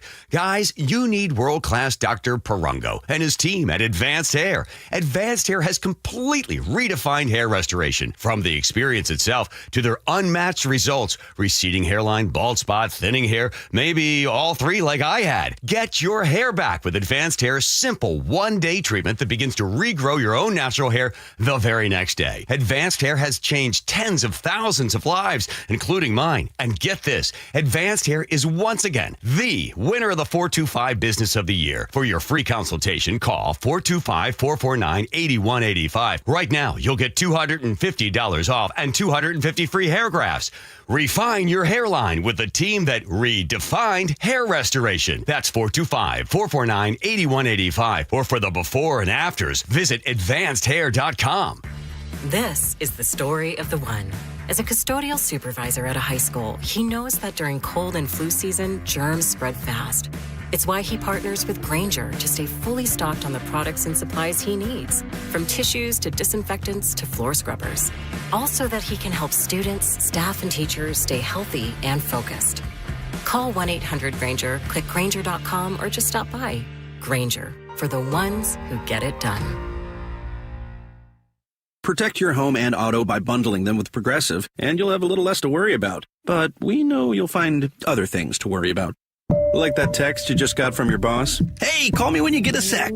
Hey, call me when you get a sec. Hey, call me when you get a sec. Oh, hey, call me when you get a sec. Yeah, this is bad. Oh, well, at least you protected your home and auto with Progressive, so you don't have to worry about that. Progressive Casualty Insurance Company affiliates and other insurers not available in all states. So what'll you have today? Vanilla, chocolate, strawberry? When it comes to picking ice cream, there are lots of choices, and they all look and sound so good. Choosing a Medicare plan is a lot like that. So many options, all sound good. But if you pick a plan that's not right for you, there can be serious consequences. Hi, this is Herb Weisbaum, the Consumer Man. Open enrollment season is underway, and we're all being inundated with advertisements encouraging us to choose this Medicare Advantage plan or that one. Maybe the best choice for you is traditional Medicare. To make an informed decision, you need to do your homework. The Insurance Commissioner's Sheba program has a free Medicare Jumpstart Toolkit to get you started. This is Insurance Commissioner Patty Kuderer. Our Medicare Jumpstart Toolkit has a checklist of 7 easy steps to help you decide which Medicare plan is right for you. Order your free toolkit today at insurance.wa.gov. That's insurance.wa.gov. Or pick up a copy at your local library or senior center. Then go get an ice cream. Crawl space and attics are not places you want to spend much time, but many homes in our area can have serious issues behind the hatches. Hi, it's the owner of Crawl Pros, Richard Herron. For years, you've heard us talking about how we go where you don't want to. With our free corner-to-corner inspection to keep your crawl space and attic well insulated and free of mold and water. You've also heard about the pest control division of our company to keep your home bug and critter free. I'm excited to tell you about our newest division, Plumber Pros. Plumber Pros takes the same customer-first approach to plumbing that we do with our crawl space, attic, and pest control work. We've handpicked skilled plumbers that I know you'll feel comfortable inviting into your home. So next time you run into plumbing issues, from leaky faucets and clogged drains to full home repipes and sub pump installations, call Crawl Pros and we'll get our plumbing division, Plumber Pros, out to get it resolved. For anything related to your crawl space, attic, pest control, or plumbing, call Crawl Pros or visit us at crawlpros.com. What a good move I made. Let me tell you a quick story. I've done a whole bunch of races and a bunch of other stuff like that, and my left hip started bothering me about 5 years ago. And I go to the doctor, and he's like, you need a hip replacement. I was like, I'm 60.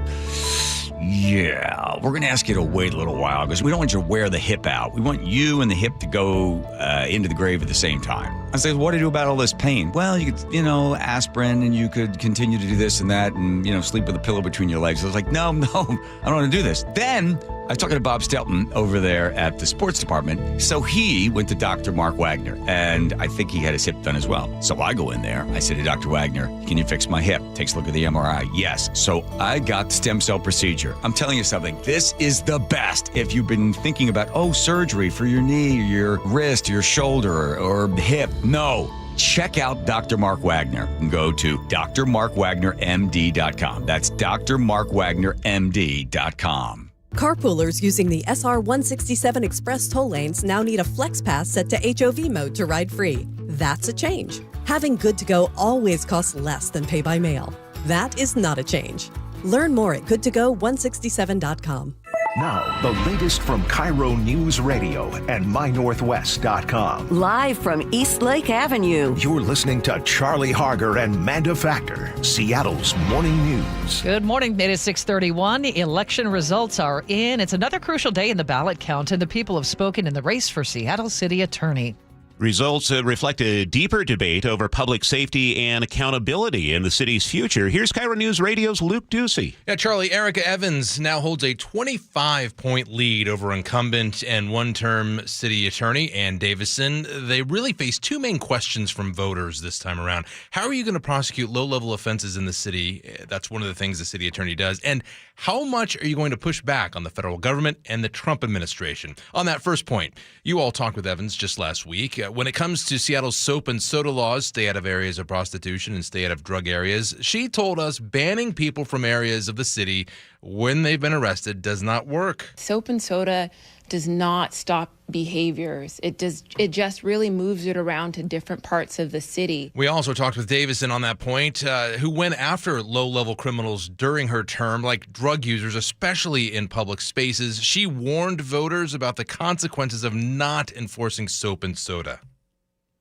And I'll have that sound for you right now. With her not enforcing the soap and soda laws, where we are starting to get a better handle in those neighborhoods that have been just so entrenched with criminal activity from open-air drug markets and prostitution and trafficking of predominantly women and girls, those will increase. And you can hear our music from the in the background there. It sounds like we're going to break. We're not. We're still here. On that second point, though, the Trump administration, Evans quit her job as assistant U.S. attorney as after the Trump administration issued an executive order order to end birthright citizenship. You'll remember that.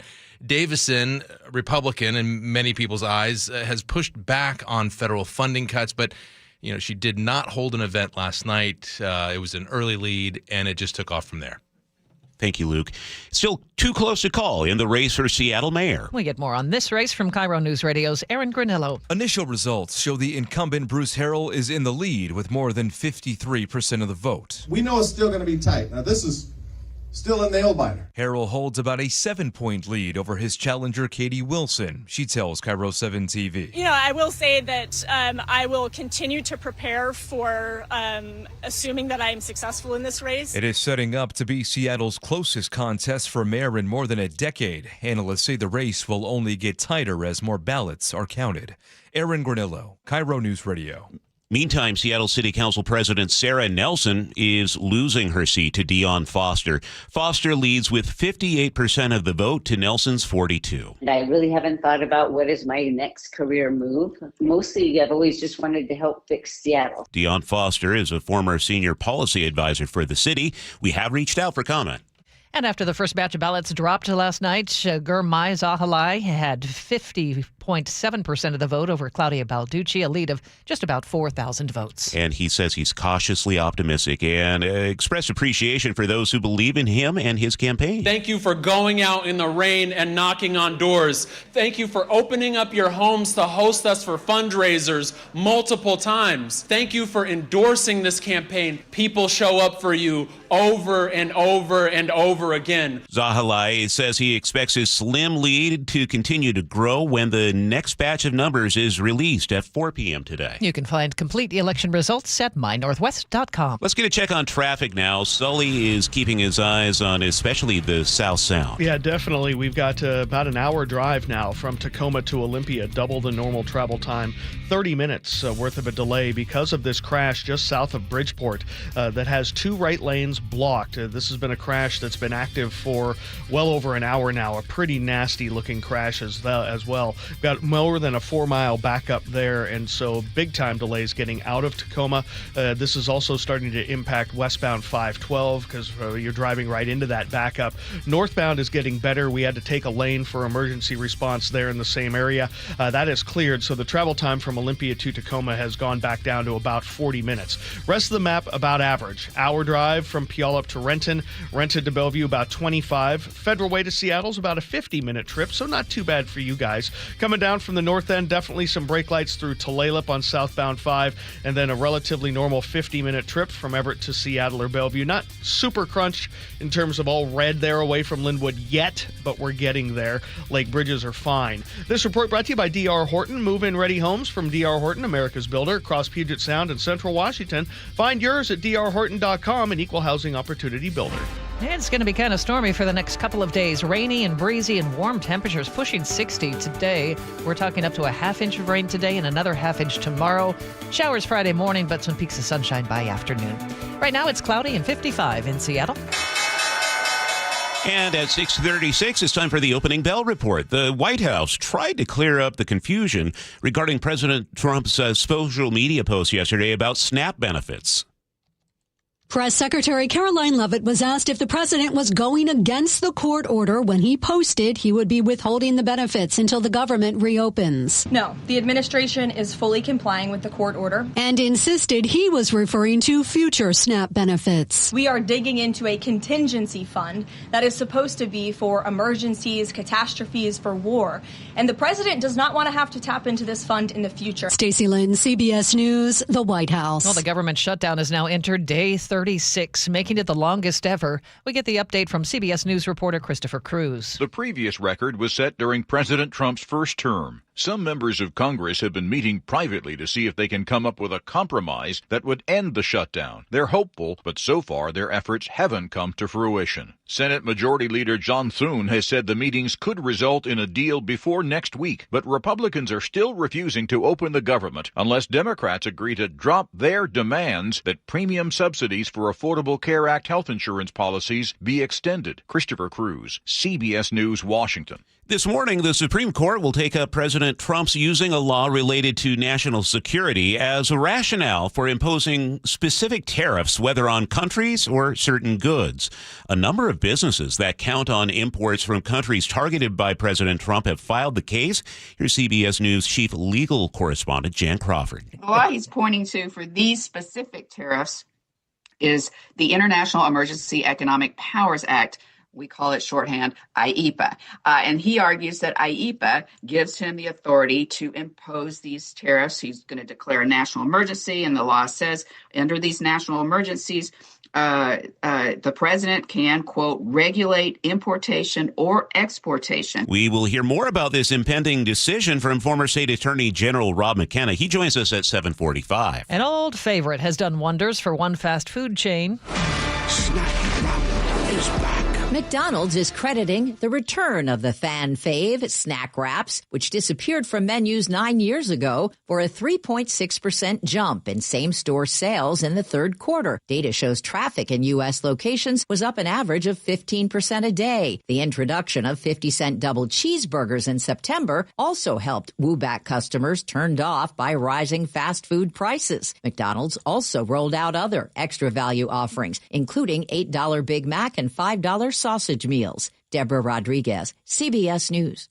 And not related at all, the Trump administration is negotiating with the makers of weight loss drugs to lower their prices. Here's CBS's Michael Wallace. Sources tell the Wall Street Journal the deal would allow the lowest doses of Novo Nordisk's Wegovy and Eli Lilly's Zepbound to be sold at a discount on Trump RX, a planned website that would make drugs available at prices negotiated by the government. Wegovy would be $149. A startup dose of Zepbound would be $299, a savings of $50. The deal would also have Medicare and Medicaid cover the weight loss drugs, opening a whole new market for the drug makers. Michael Wallace, CBS News. Well, trading is underway for the day on Wall Street, and stocks are just a tad higher. The Dow up 22 at 47,107. S&P 500 up 2 points. The Nasdaq is up 15. Word here for KIRO 7 News, live starting at 4. It's news that puts you there so you can see for yourself. News that's happening now so you're ready. News that investigates to get you answers. News that's local because where you live matters. No more, no now on KIRO 7 News at 4, 5, and 6 p.m. It's 6:40. Sully, what's coming up in traffic? Keeping my eyes close on that traffic alert southbound I-5 getting away from Tacoma. We'll break it down for you next. Looking for even more Seahawks content? Then you gotta check out The Reset. Hey, it's G. Scott, and every week, me and my co-host and Seahawks great Brandon Meebane talk Seahawks. We break down the matchups, and we're joined by former Seahawks players. From Lakewood to Lombardi, Seahawks champion, my main man, Jermaine Kearse. What up, G? Watch The Reset live on YouTube or subscribe on the Seattle Sports app. Workdays can be unpredictable, but your workwear shouldn't be. With the Cintas Apparel Plus program, you'll have freshly laundered garments for everyone on your team delivered every week. Cintas has workwear for just about any job imaginable, with high-performance fabrics and an uncompromising fit that stretches and moves with you. Don't leave looking and feeling good to chance. Visit Cintas.com. Oh, I'm ready! And get ready for the workday.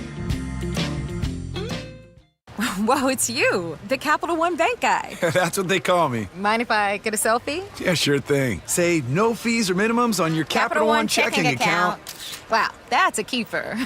So, where are you heading? I'm off to spread the good news that Capital One helps people keep more money in their wallet with no overdraft fees. Oh, you're the best Capital One Bank guy. Hey, mind if I get a selfie? Sure. Say, Capital One, what's in your wallet? Terms apply. See CapitalOne.com/bank for details. Capital One NA, member FDIC. Hey, it's John Curley with Dr. Kopstein from K2 Vision RLE. Doc, I heard that 50% of Americans have their lenses replaced by the time they're 75. That's exactly right, John. As we near 50, our eye's natural lens starts to become dysfunctional. If you've now added readers to your need for glasses and contacts, it's a sign the quality and function of your natural lens is fading, and it's a steady decline towards cataracts. Don't go another 20 plus years with poor vision, hassling with contacts and readers. Do what I did. Choose a quick, painless refractive lens exchange from K2 Vision RLE and start enjoying great vision now. Our new lens technology is truly amazing. After replacing over 100,000 lenses, we have the experience to guide each patient to their best solution, even if that experts recommending you wait a little while before RLE. K2 Vision RLE can restore distance and near vision permanently, plus never develop a cataract. Read the reviews and schedule a free Zoom consultation now at k2visionrle.com. Ooh, hey, remember those yodelers who met in the Alps?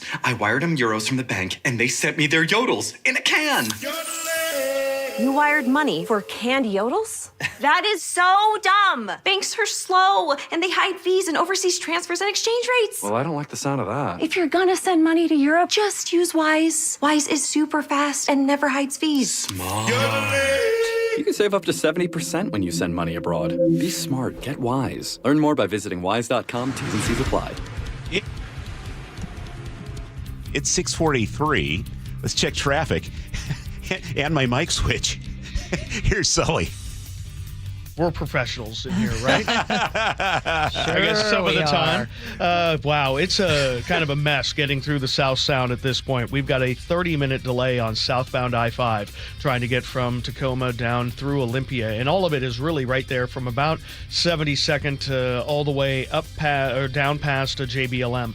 Because of this crash we have right after Bridgeport, 2 right lanes remain blocked. It's a pretty serious crash, and the investigation is now just getting going. The 2 right lanes, as I said, are all that's open, and we've got an hour trip from Tacoma to Olympia. Still have about 45 from Olympia to Tacoma because there's a pretty sizable looky-loo slowdown there as you approach it, and believe me, there is a lot to look at, but don't do it if you can. This is also really impacting westbound 512 from Highway 7 over to I-5, so big-time delays in that little kind of the northeast corner of JBLM. Big-time delays there. Rest of the map for this Wednesday morning looks relatively average. Rented to Bellevue, just under a half an hour. Behind that, the Valley Freeway, an hour. Brake lights there in the usual places. We have cleared the crash on southbound 405 by the Family Fun Center in Tacoma, so that backup is going away. Federal Way to Seattle, about 50 minutes, a little over 50 now from Everett to Seattle or Bellevue. Starting to see a few more brake lights kind of in the red category in terms of a congestion away from Linwood on 5 and south of Canyon Park on 405. Also kind of heavy through Marysville today. You're going to need a few extra minutes there. Overall, though, not too bad. This report brought to you by the Seattle International Auto Show, where you can see them, touch them, and drive them. Seattle International Auto Show is presented by BECU, Lumen Field Events Center, November 14th to the 16th. Discover your drive, seattleautoshow.com.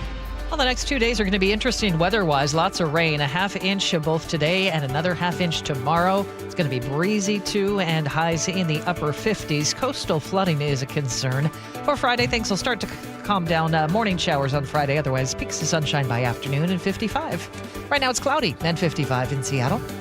A new legal drama is taking heat from every corner. Here's Katrina Gishard with details. All's Fair just hit Hulu. You better walk. You're the best divorce lawyers in town. I need you to tell us the whole story. Despite a star-studded cast that includes Kim Kardashian, Naomi Watts, Niecy Nash-Betts, Teyana Taylor, and Glenn Close, the series earned a 0% critics rating on Rotten Tomatoes. The Hollywood Reporter called it brain dead. The Guardian labeled it existentially terrible, and USA Today dubbed it the worst TV show of the year. Ryan Murphy is the executive producer. He's behind hit shows like American Horror Story and Glee. The next episode, if anyone's interested, of All's Fair, drops Monday. I kind of have to see it. I know. How bad is it? All right. Take a look. I watched a few minutes yesterday. Thanks, Katrina. Coming up, we have meteorologist Scott Sistek joining us, talking about this atmospheric river on the way. This is Seattle's Morning News. Are your investment dollars working as hard as they should be? You've spent years building your future. Don't let outdated advice put it at risk. Hi, I'm Jeff Jr., founder of Trajan Wealth. We're a veteran-owned firm proud to bring a new standard of financial care to the Seattle area. Our nationally recognized advisors are fiduciaries, ethically bound to put your interests first. That's the highest standard of care in the industry. As a privately held company, we answer to you, our valued clients, not shareholders. For households with $500,000 or more, let us build you a customized plan. From Bellevue to Tacoma, get advice you can count on. It's time to take a fresh look at your financial plan. Call Trajan Wealth, 206-656-3300. That's 206-656-3300. Trajan Wealth. Plan smarter, dream bigger. Advisory services offered through Trajan Wealth, LLC, an SEC-registered investment advisor. Comcast Business can help turn your small business into a connected, secure, modern business. It's how restaurants become reliably up and running neighborhood favorites. How healthcare offices become the data-protecting caregivers that we all depend on. And how wealth management firms become cyber-securing guardians of your information. With reliable connectivity, enhanced cybersecurity, and Wi-Fi backup, your business can stay connected and get threat-ready with Comcast Business. Powering possibilities. Now through November 16th, new Comcast Business customers can get started with 150 megabit internet plus security for $59.99 a month for 12 months with a 2-year agreement. Plus, ask how to get a $500 prepaid card on a qualifying gig package. Call today. Restrictions apply. Requires enrollment in paperless billing and auto-pay with bank account. Early termination fee applies. Equipment, taxes, and fees extra. Guys, want long-term health you can count on? It starts with knowing your numbers. Right now, Revive Men's Health Washington is offering a comprehensive wellness panel, a $400 value for just $99. It checks your testosterone, blood sugar, cholesterol, kidney, liver, thyroid, and heart health. Take control of your health today and stay strong for the long haul. Offer ends November 30th. Call 206-529-1111. That's 206-529-1111. Or visit ReviveMen'sHealth.com today. Must medically qualify. Terms apply. Contact us for full offer details. 1-877 Cards for Kids. KARS Cards for Kids. Ready to get rid of that old car? Donate it to Cars for Kids. Call 1-877-CARS-FOR-KIDS to reach a friendly live agent. Donation's super easy, and your car can be picked up as soon as tomorrow. Call us now, 1-877-CARS-FOR-KIDS. 1-877-CARS-FOR-KIDS. Donate your car today. Did you know you can donate real estate too? Bringing you Seattle's morning news since 1974, this is KIRO Newsradio. And we are joined now by Scott Sistek from EmeraldCityWeather.com. Scott is a longtime meteorologist here in the Seattle area. You probably know him from his work, TV stations in the past. And it's really great to have you here talking about your new site, Scott. And I want to just start off with talking about this storm that's on the way. Here it is Wednesday morning, and it's going to be kind of a rough and tumble next 48 hours or so, right? Yeah, especially kind of like for Seattle, it's going to be those just another classic Northwest November day, but we've actually got some pretty impactful weather happening more so like outside the core of the city here. So we've got a lot to talk about, like what's happening to the north, what's happening to the west, what's happening to the south. You know, as far as the Pacific Northwest in general is concerned, it's a pretty active day today. Seattle's a little bit on the sidelines, but we're still going to have enough weather to feel like we're part of the action. More kind of like, maybe like the backup cornerback today. Who's going to get hit the hardest as we go through the day here? So for today in our area, the main thing that's going to be of the most concern is over on the coast. We're looking at some pretty decent coastal flooding. That's going to be an issue both today and tomorrow. If you want to talk about the storm, like overall, like on the entire scoreboard here, it's more so for Oregon and Northern California. That's where this particular storm is going to make it's like the brunt of the storm is going to be down there. They're going to have 60, 70 mile an hour winds, lots of heavy rain. We're kind of on the edge of it here, but still close enough that we are definitely going to feel at least some impacts from this. And like I said, especially over on the coast. So breezy and rainy. And what are they looking at the coast? I saw on your site that you're talking maybe some flooding. Yeah, coastal flooding is actually our biggest concern. We've got a lot of things happening at the same time here. First of all, it's time for the higher astronomical tides. The Earth is a little bit closer to the sun in our elliptical orbit around the sun. So we've got just a little bit more of sun's gravity involved here that tends to juice the tides a little bit, especially like November, December, and January. You've heard about the king tides. This is kind of like our first one. That is timing up with the storm system that's coming in. And we've had a lot of storms in the Pacific, you know, as you've known over the last couple of weeks here. It's been churning up the ocean big time. And so we've got a lot of heavy surf and big waves coming into the coast. And then thirdly, the atmospheric pressure is a little lower than usual with all these storms here. And when the pressure's lower, think of it kind of like a gentle straw. It's kind of pulling up a little bit on the ocean, the water levels here. So it just pulls the water levels up just a little bit more, but combine it with the heavy surf, the winds out there and the astronomical tides. And now you're kind of, juicing the water levels up a little bit higher that we can get some flooding. And especially over on the coast, the North Coast has a coastal flood warning today. And then over in Grace Harbor County, like around Westport, they are no strangers to this. This happens pretty much every winter, but this is looking like a moderate to even major event is what the Weather Service has been classifying it as. I've sloshed around the streets around the marina there, and yeah, that does happen this time of year. This is an atmospheric river, right? At least the technical definition? Yeah, 2 of them. We've got one today, and we've got another one coming in tomorrow and into Friday. So I know that term is getting bandied around quite a bit lately. I mean, it's sort of like the new shiny toy. I mean, atmospheric rivers have been around forever, and even the research has been around for decades. But just kind of like in the last, 5-10 years, we in the media have kind of clamped onto that and been like, ooh, this is a nice, fun word to say, and it's kind of impactful. It's true. It is an apt description of what's going on. It is literally like a river of moisture in the atmosphere. So we really like that term.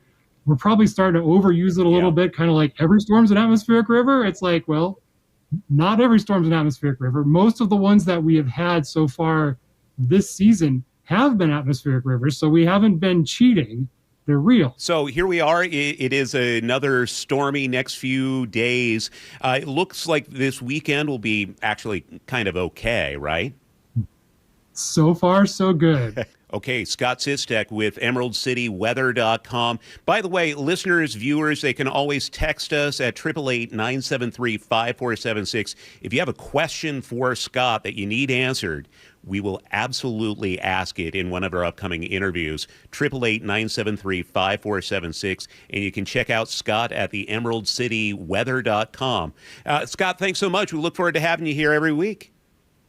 Thanks, Charlie. I'm looking so forward to it. This is amazing. Scott is so great. That's awesome to have him. Yeah. 6:54. We need to get to traffic. Traffic alert still in effect, Sully? Yep. Southbound I-5, 5-mile backup getting out of Tacoma down through the north end of JBLM.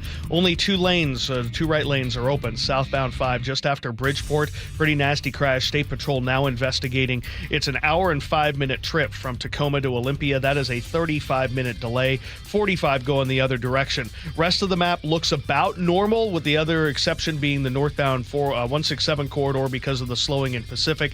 Hour drive there. We've set it on hour drives as well from Federal Way to Seattle, Everett to Seattle, Everett to Bellevue as well. So off to the races. This report brought to you by FlySeaportAir.com, introducing 20 convenient flights per day between Boeing Field and Portland. Easy parking, no TSA. Book today, FlySeaportAir.com. Rainy with a high in the mid-50s today, also windy. Coming up in the next hour, we'll have KIRO News Radio's Luke Ducey with our election coverage. And Democratic strategist Kathy Allen will join the show to weigh in on the election results. That's coming up at 7:15. At Fisher Investments, we may seem like other money managers, but we're different. What makes you so different than the rest of us? We ensure clients receive unparalleled service at every step of the relationship. Tell me more. Our investment counselors focus on service over sales, prioritizing clients' needs. How do you make money? We don't sell any commission-based products. We have a simple management fee based on the value of our client's portfolio. So we do better when our clients do better. What about client portfolios? We get to know each client, their finances, family, health, lifestyle, and more, and then we tailor a portfolio based on their specific goals and needs. Your clients really come first then, huh? Yes, we make them a top priority. Our goal is helping them achieve a comfortable retirement. Wow, maybe we are different. At Fisher Investments, we're clearly different. Learn more at FisherInvestments.com. Investing in securities involves the risk of loss.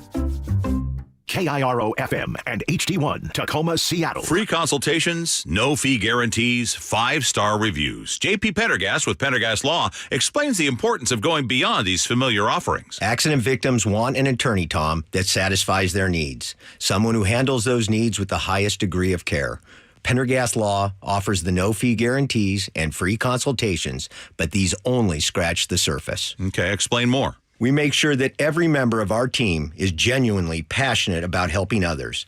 Customer service and communication are our top priority. It's how we take care of our clients so they always feel one step ahead of the insurance companies. Our strong reputation for high standards provides comfort and confidence when it's needed most. Pendergast Law offers the free consultations, the no-fee guarantees, and of course, they are 5-star rated. But what really makes them different is their genuine passion for helping others. I can't recommend them enough. If you or a loved one has been injured in a car accident, call Pendergast Law. We can help. That's PendergastLaw.com. Stacey Rost here from Seattle Sports. Ladies and gentlemen, this is for you too. Stubborn fat is really hard to get rid of. And then there's all those gimmicky lasers, fat freezing methods, prescriptions. But imagine a simple solution that takes just one day and provides immediate, noticeable results. Introducing ProSculpt. ProSculpt uses air-assisted technology that's safe and gentle, yet powerful, delivering instant fat-reducing and skin-tightening results. Performed by board-certified plastic surgeons while fully awake, ProSculpt contours your body with minimal downtime. It's designed to target problem areas: waistline, face, neck, arms, thighs. ProSculpt gently removes unwanted fat and tightens loose skin with FDA-cleared plasma technology, all in a simple, guaranteed one-day procedure. ProSculpt is one and done. For your free consultation and $250 off, visit ProSculpt.com for powerful permanent fat removal and skin tightening that works for ladies and you men. It's ProSculpt.com. When you walked through your kitchen this morning, what'd you see? Did it make you happy? Hi, I'm Chad Cicchini, owner of Heritage Homecraft. Well, I want to make you happy. We'll custom build you all new cabinet doors and drawer fronts, and using our exclusive 1/4-inch solid wood refacing process, transform your existing cabinets into a beautiful new kitchen. Add a custom quartz countertop, change things up a bit, add some more cabinets, install some cool new features like soft close drawers and sliding shelves, whatever you like. We'll help you to create the new kitchen you'll be proud of. All in about a week, and all with way less mess, hassle, time, and expense than to tear out. Stop waiting. For 18 years, we've been honored to serve thousands of happy customers, and we'd love to serve you. Call today and I'll get one of our pros to come out and show you how easy and comfortable it'll be to get going on your new kitchen. Heritage Homecraft, 425-485-1600, 425-485-1600, or heritagehomecraft.com. Take your business to the next level in 2025 with help from WaFd Bank. WaFd Bank's business accounts and cash flow tools get you paid in hours, not weeks, so you can grow your business and meet your goals. You need a best bank. Visit wafdbank.com to learn more. Member FDIC. Your best source for local news. KIRO Newsradio, KIRO FM and HD1, Tacoma, Seattle, Northwest News.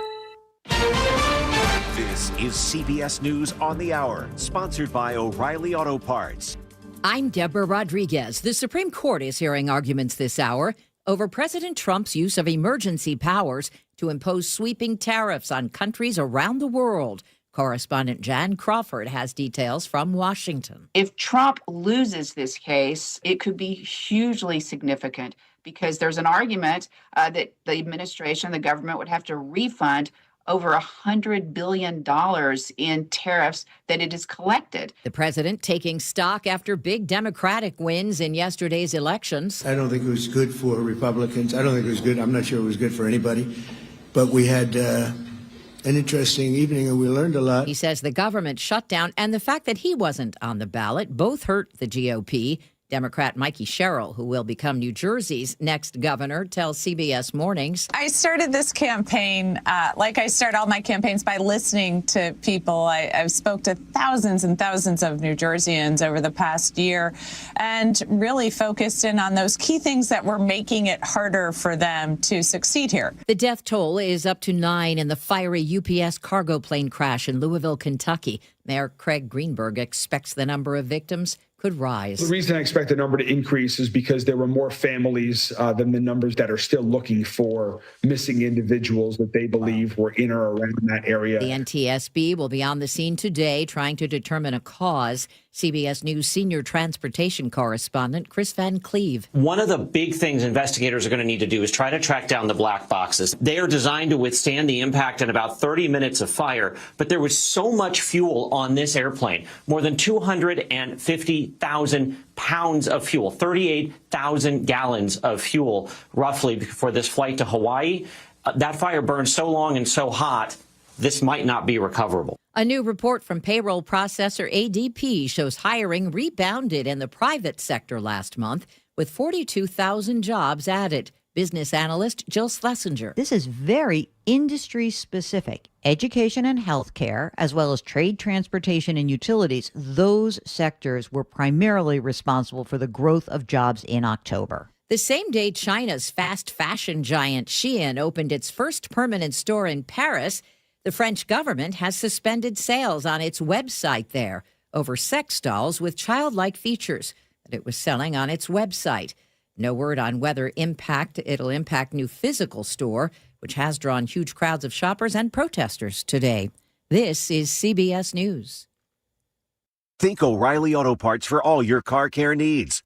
Get the parts and service you need fast from the professional parts people at O'Reilly Auto Parts. 7:03 Wednesday morning. Let's check in with Chris Sullivan for traffic. And continuing our traffic alert as we cross into the 7 o'clock hour in the South Sound. We have a 5-mile backup on southbound I-5 from South Tacoma all the way down to about just south of Bridgeport at JBLM. Because of this crash we've been dealing with all morning, only 2 right lanes are open, so half capacity there.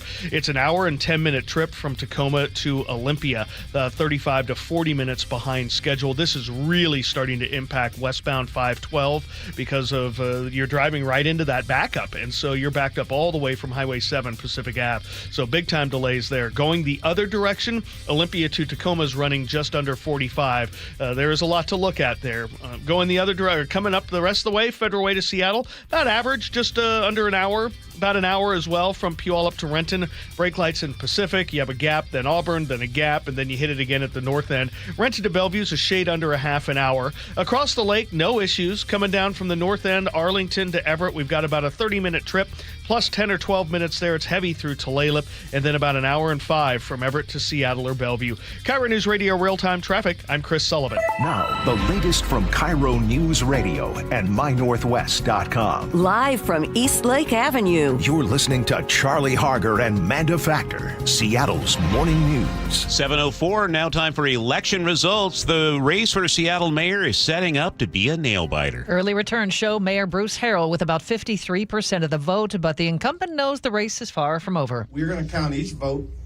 We feel pretty good about this. Let me say this. We got a lot of votes at the last minute here. I mean, a lot of votes.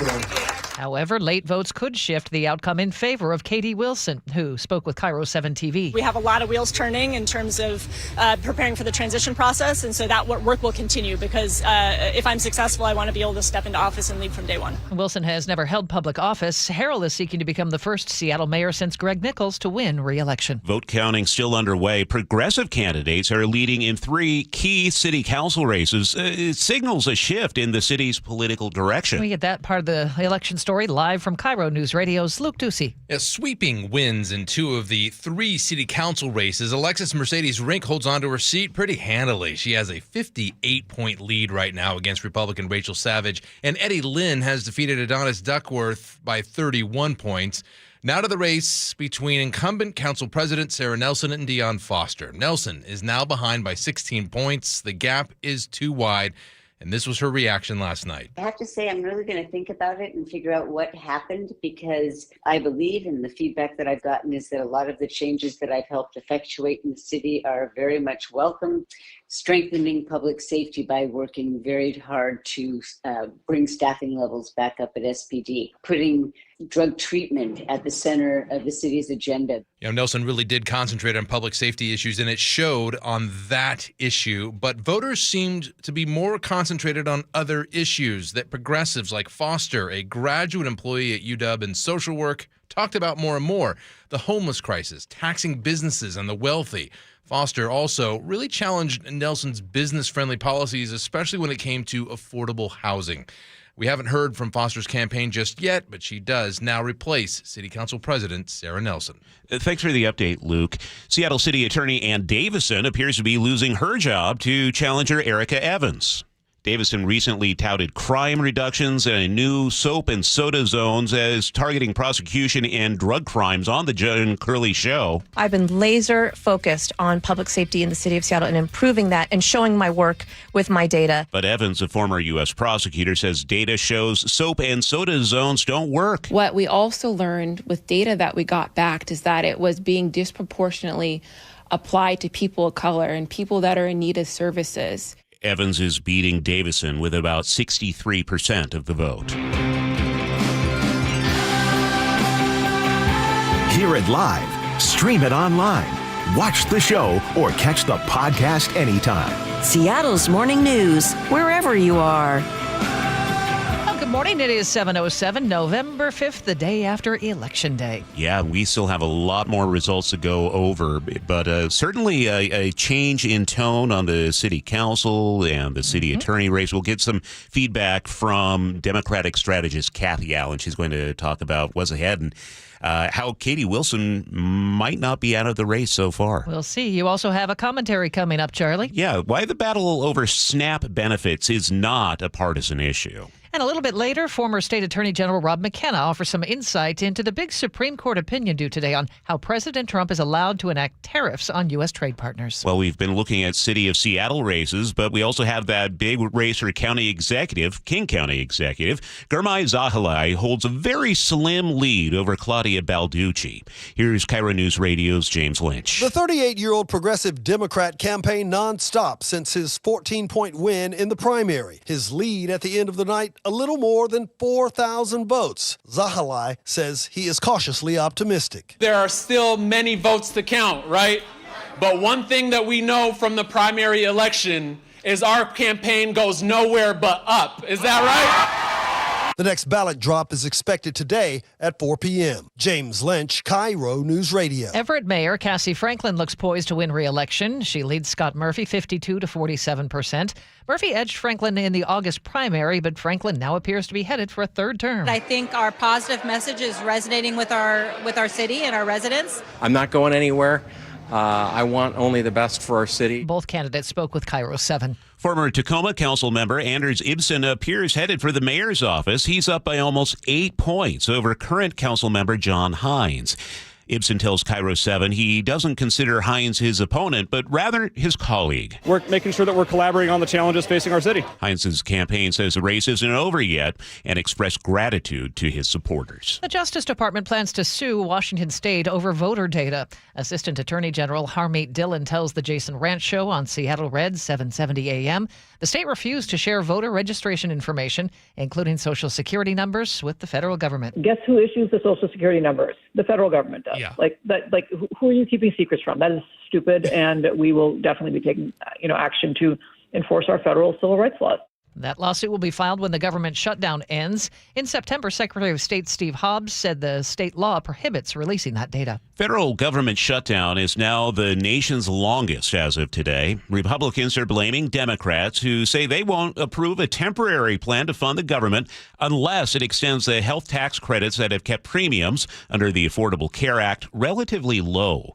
Washington U.S. Senator Patty Murray says this is not just an issue for Democrats. 4 out of 5 people who rely on the ACA enhanced premium tax credits live in states that Trump won.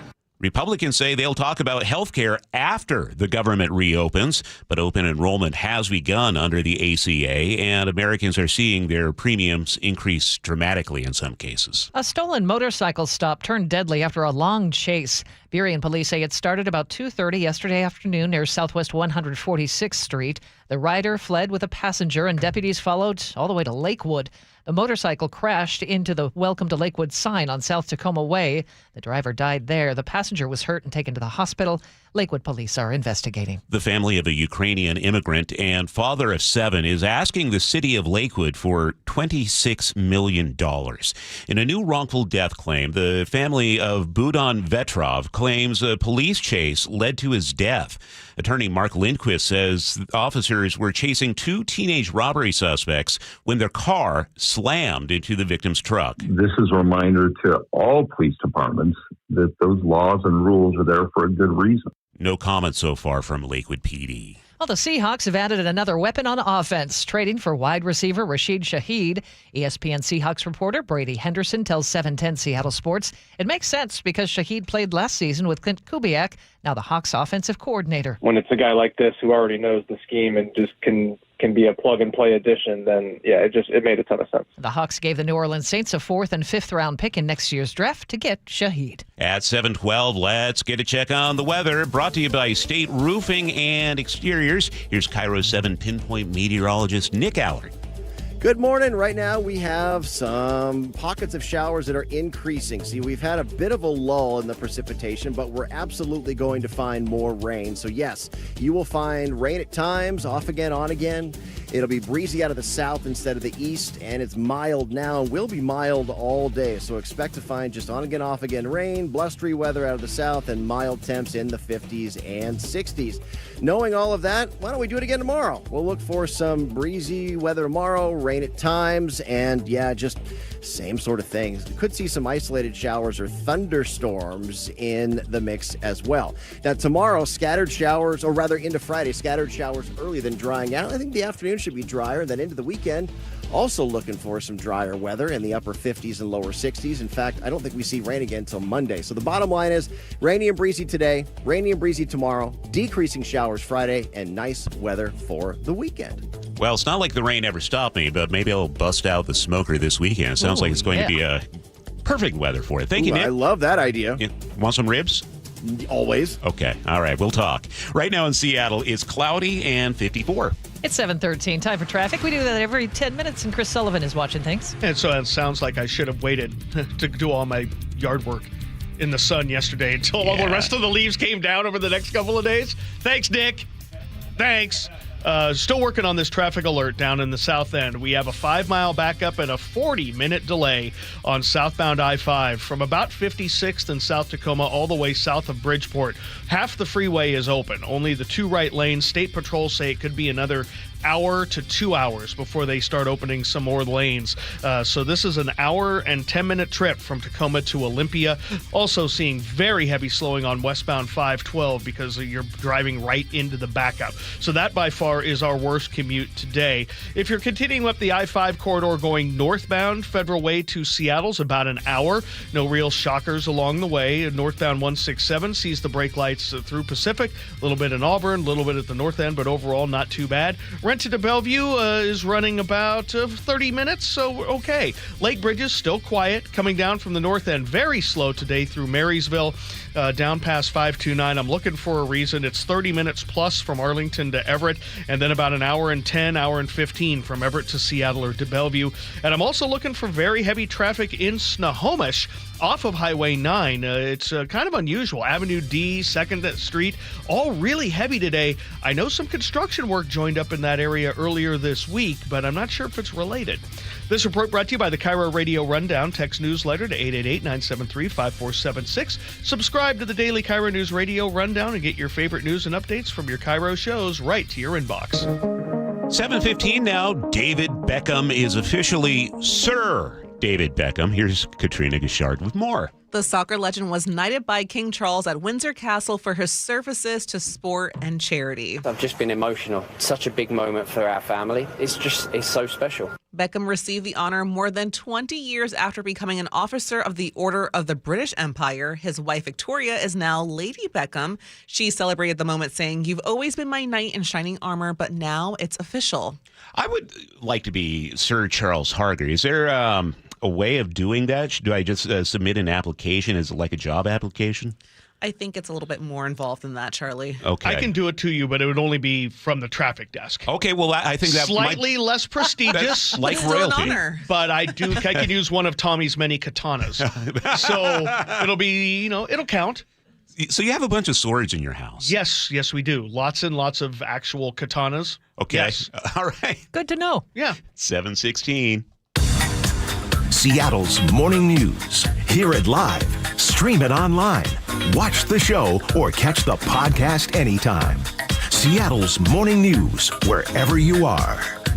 7:16 now. First responders are searching for more victims after at least 9 people died. 11 were injured when a UPS plane crashed while taking off from an airport in Louisville, Kentucky. Here's Louisville Mayor Craig Greenberg speaking with CBS News. The reason I expect the number to increase is because there were more families than the numbers that are still looking for missing individuals that they believe were in or around that area. It's now 7:17 as we continue our election coverage this morning. Let's get some Democratic perspective on the general election results so far. Kathy Allen is a longtime Democratic strategist in our state, president of the Connections Group. She joins us now. Kathy, good morning. You know I've been looking forward to speaking with you about this.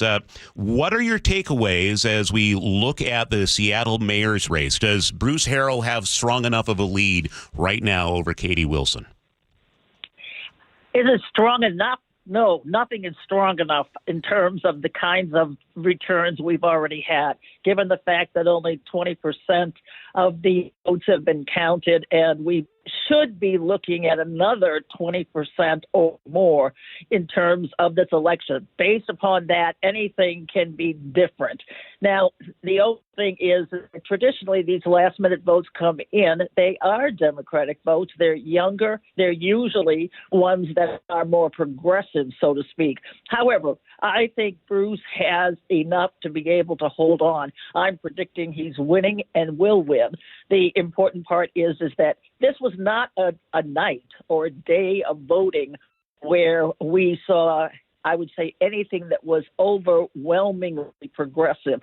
What we saw, it was overwhelmingly Democrat like the rest of the country. But that really kind of reflects the kind of attitude people have right now that really is kind of, whatever we got, it's not good enough. And so from that, many of the incumbents did see a change. We did see some progressive shots here in terms of both our city prosecutor as well as city council member. But other than that, I got to say, there was no surprise. What I would call it is a mixed bag. It was not really a clarifying, policy-driven kind of election. The only thing that was consistent was kind of an anti-Trump feel. But that's one that's pretty traditional around here, whether or not Trump is running. Kathy, Mayor Harrell his campaign centered around Wilson's lack of management and budgeting experience. Is that what got him over the hump, or perhaps got him over the hump? I think so. I do think so.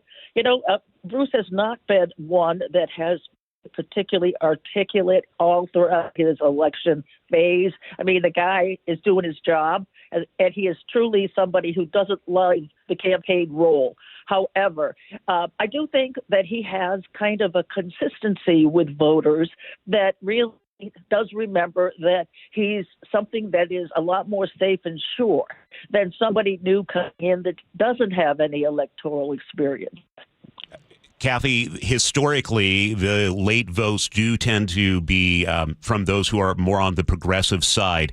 What I'm hearing you saying is this is going to be extremely close, and we're going to probably be waiting another few days before being able to declare a winner? Few days? You're optimistic. I would say in terms of this is going to come down to the very last. We've got 10 days worth of votes coming in, and I think that they'll be dribbling in for a while. I can say that I do think that Bruce has enough to win. I also say that in terms of some of this, don't forget that some of those votes coming in that are progressive think Bruce is the progressive guy. It's not exactly like he has a background that's carved in any conservative. He's been pushed to be the conservative because he's really the more conservative of the two progressives. I was kind of surprised last night to see lines at ballot drop-off boxes. So people were really kind of waiting until the last minute. No kidding. I drove around all of Seattle and some of Everett and yesterday just to be able to see if there was anybody at ballot boxes. My goodness, there were cars lined up in every single place. I went to 11 different ballot boxes, and at all of them, no matter what time I got there were people driving in and lines of cars just waiting to get closer to the ballot box. So you're right. It definitely was one of those last-minute days, which is not unusual. Half of the votes usually come in on election day or after. So I'm preparing for not just a 1 or 2 day, and we have all the answers, not at all. I think that there are people who have won. I think that we do have a new city prosecutor, and I think we do have a new city council member. I do think we have some changes, but I have to say that there are not a lot of sureties today as to who's going to be swearing in for the office. And real quick, while we still have you, Kathy, what about the race for King County Executive, Gurmai Zahalai and Claudia Balducci? That's too close. That one there is really too close to call, because in that one, I could actually see the woman's vote. When you talk about the progressives and their votes changing things, if you look into that, you'll find that they're 55-45 women, and they're mostly under 65.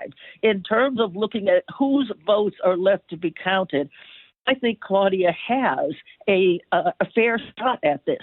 I really do. Do you have one simple takeaway from the election overall, nationwide, for Democrats? Yes. There was no other place to go. I'm not saying that we sort of won the day. I'm saying we didn't lose the day. In all of this, I see it as very much a case of people looking at what they see, being upset, but not being overwhelmed by the people that really they voted for. This was, in many cases, a kind of vote. It was just not a big kind of gusty wind coming in. It was truly kind of just all right, well, I'm not feeling great. This is how I'm going to vote. All right. Longtime Democratic strategist Kathy Allen joining us on Seattle's Morning News. Thank you, Kathy.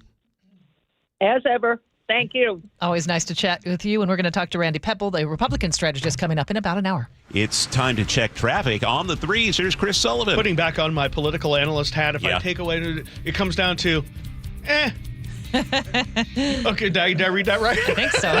It's going to be a fun couple of days, isn't it? Looking at the drive right now, we are still working with this southbound traffic alert on I-5 getting out of Tacoma.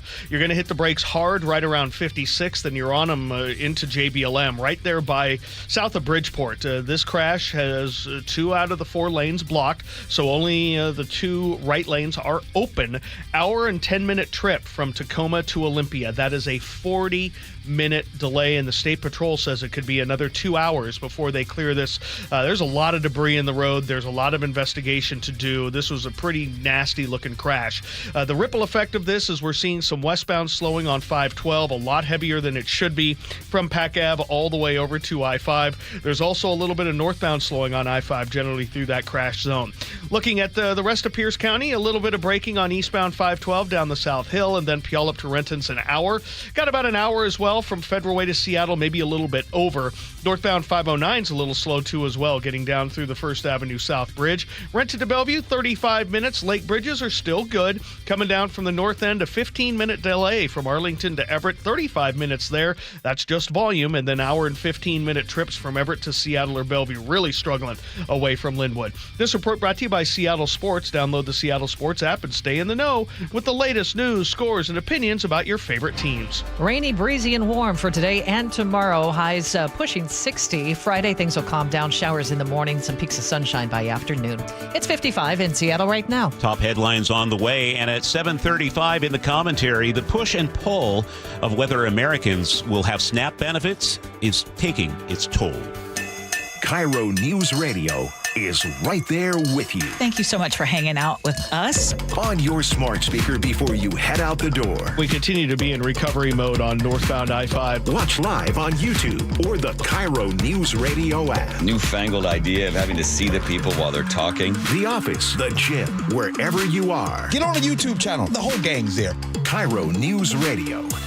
97.3 FM, powered by MyNorthwest.com. Fall is here, school is back, and business will soon be booming with the upcoming holiday season. But you can be ready with help from WaFd Bank. That's right, Dave. And WaFd Bank offers services like payment processing to do it, which offers your customers the option to pay their way, whether that's through kiosk, mobile, online, or contactless. You'll also have the option to get access to other services to efficiently run your business, like projection programs for income and expenses, so you can focus on what really powers your business, your customers. Those sound like some pretty helpful tools. What about help if things don't work the way they should, Brad? No worries there, Dave. With payment processing, all businesses get industry-leading security and personalized help from dedicated IT support, so they can get back to the important stuff, With a variety of business accounts to fit your specific needs and other services to take things to the next level, we've got the knowledge and offerings to make your business goals a reality. Music to my ears, Brad. To learn more, visit wafedbank.com or visit your local branch. Wafed Bank, built for business. Member FDIC. It's clogged again. Your drain? Just had it cleared. You didn't call Apollo Plumbing. How can you tell? Because your drain's clogged again. So frustrating. We can clear that drain. That's what the last guy said. We'll clear it, guaranteed. He said that too. Apollo Plumbing will clear your drain, or it's free. Wait, what? Apollo Plumbing clears your drain. Or it's free? Yep. What's the catch? No catch. Fine print? Apollo Plumbing clears your main drain for $83. $83, or it's free? And we'll even give you a camera inspection. Because? It's the best way to find what's causing your clog. But that's extra. Nope,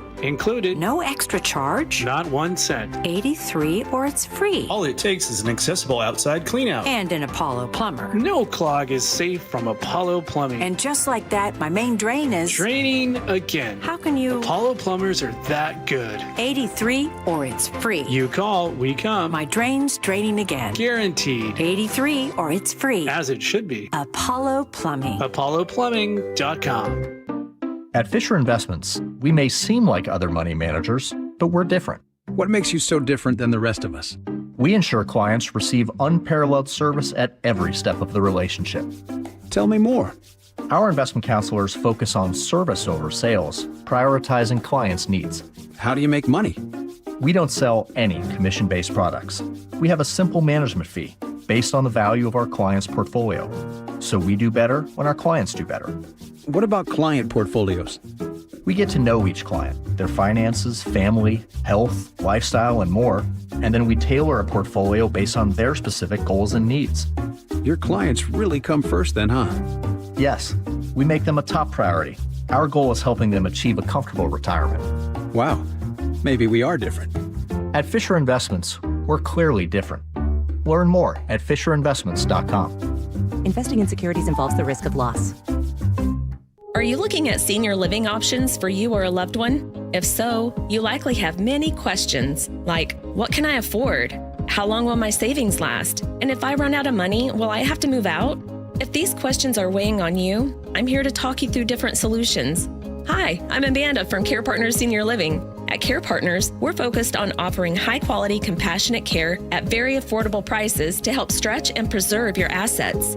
And if you ever run out of funds and need to convert to Medicaid, you won't have to move. We have vibrant communities throughout Western Washington, Spokane, and Arizona offering independent, assisted living, and memory care. Our caregivers are some of the most loving and genuine people you'll ever meet. Stretch your assets, preserve your estate, and never worry about moving. That's peace of mind in the Care Partners Living Difference. Learn more at carepartnersliving.com. Care Partners is excited to announce our newest communities in Port Orchard, Sumner, Snohomish, and North Creek Bothell. Visit carepartnersliving.com. I saw her texting, coming up to a stop sign, and so I saw the accident coming, and she T-boned us. In the blink of an eye, Crystal's life changed when she suffered a severe spinal injury. The pain was something I had never experienced before in my neck. I got massage therapy. I saw a chiropractor. I was prescribed muscle relaxers so I could sleep. I got depressed. Nothing was relieving the pain. Drugs, sleepless nights, and depression. Sound familiar?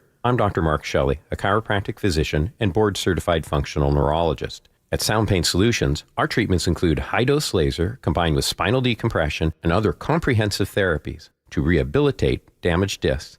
We use treatments that are non-surgical, FDA-cleared, drug and pain-free. I was able to get off my pain medicines, and I was able to sleep through the night, and that was what I was desperate for. To learn if you're a candidate for our treatment, call us. Sound Pain Solutions, 855-996-0025, or click soundpainsolutions.com. Hi, I'm Justin Shirley. We offer 0 down, 0 interest, and 0 payments for 24 months on new roofs. Call 866-ROOF-ROOF now. State Roofing and Exteriors, held to a higher standard since 1968. Now, the latest from KIRO Newsradio and MyNorthwest.com. Live from Eastlake Avenue. You're listening to Charlie Harger and Manda Factor, Seattle's morning news. Good morning. It is 7:31, and we have complete coverage of the election. Seattle Mayor Bruce Harrell is leading community organizer Katie Wilson. According to last night's first batch of results, Harrell had 53.3% of the vote to Wilson's 46.1%. If we prevail in this race, which is very possible.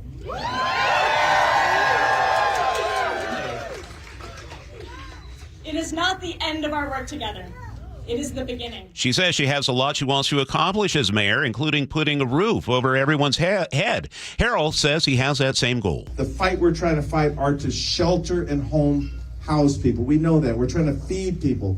People are out of SNAP benefits. There are people hungry right now. There are people worried about where they're going to sleep right now. You care. Harold is trying to become the first re-elected mayor of Seattle since Greg Nichols back in 2009. As the ballots continue to roll in, Seattle's race for city attorney now has a clear-cut winner. Came down to voters weighing justice reform and who's going to push back on the Trump administration the most. And KIRO News Radio's Luke Ducey is in studio with how the numbers stand right now. Well, it's a huge 25-point lead for Erica Evans over incumbent Ann Davison right now, which means basically this race is over, folks. Evans campaigned on creating a reimagined community court, more emphasis on expanding diversion programs before filing charges.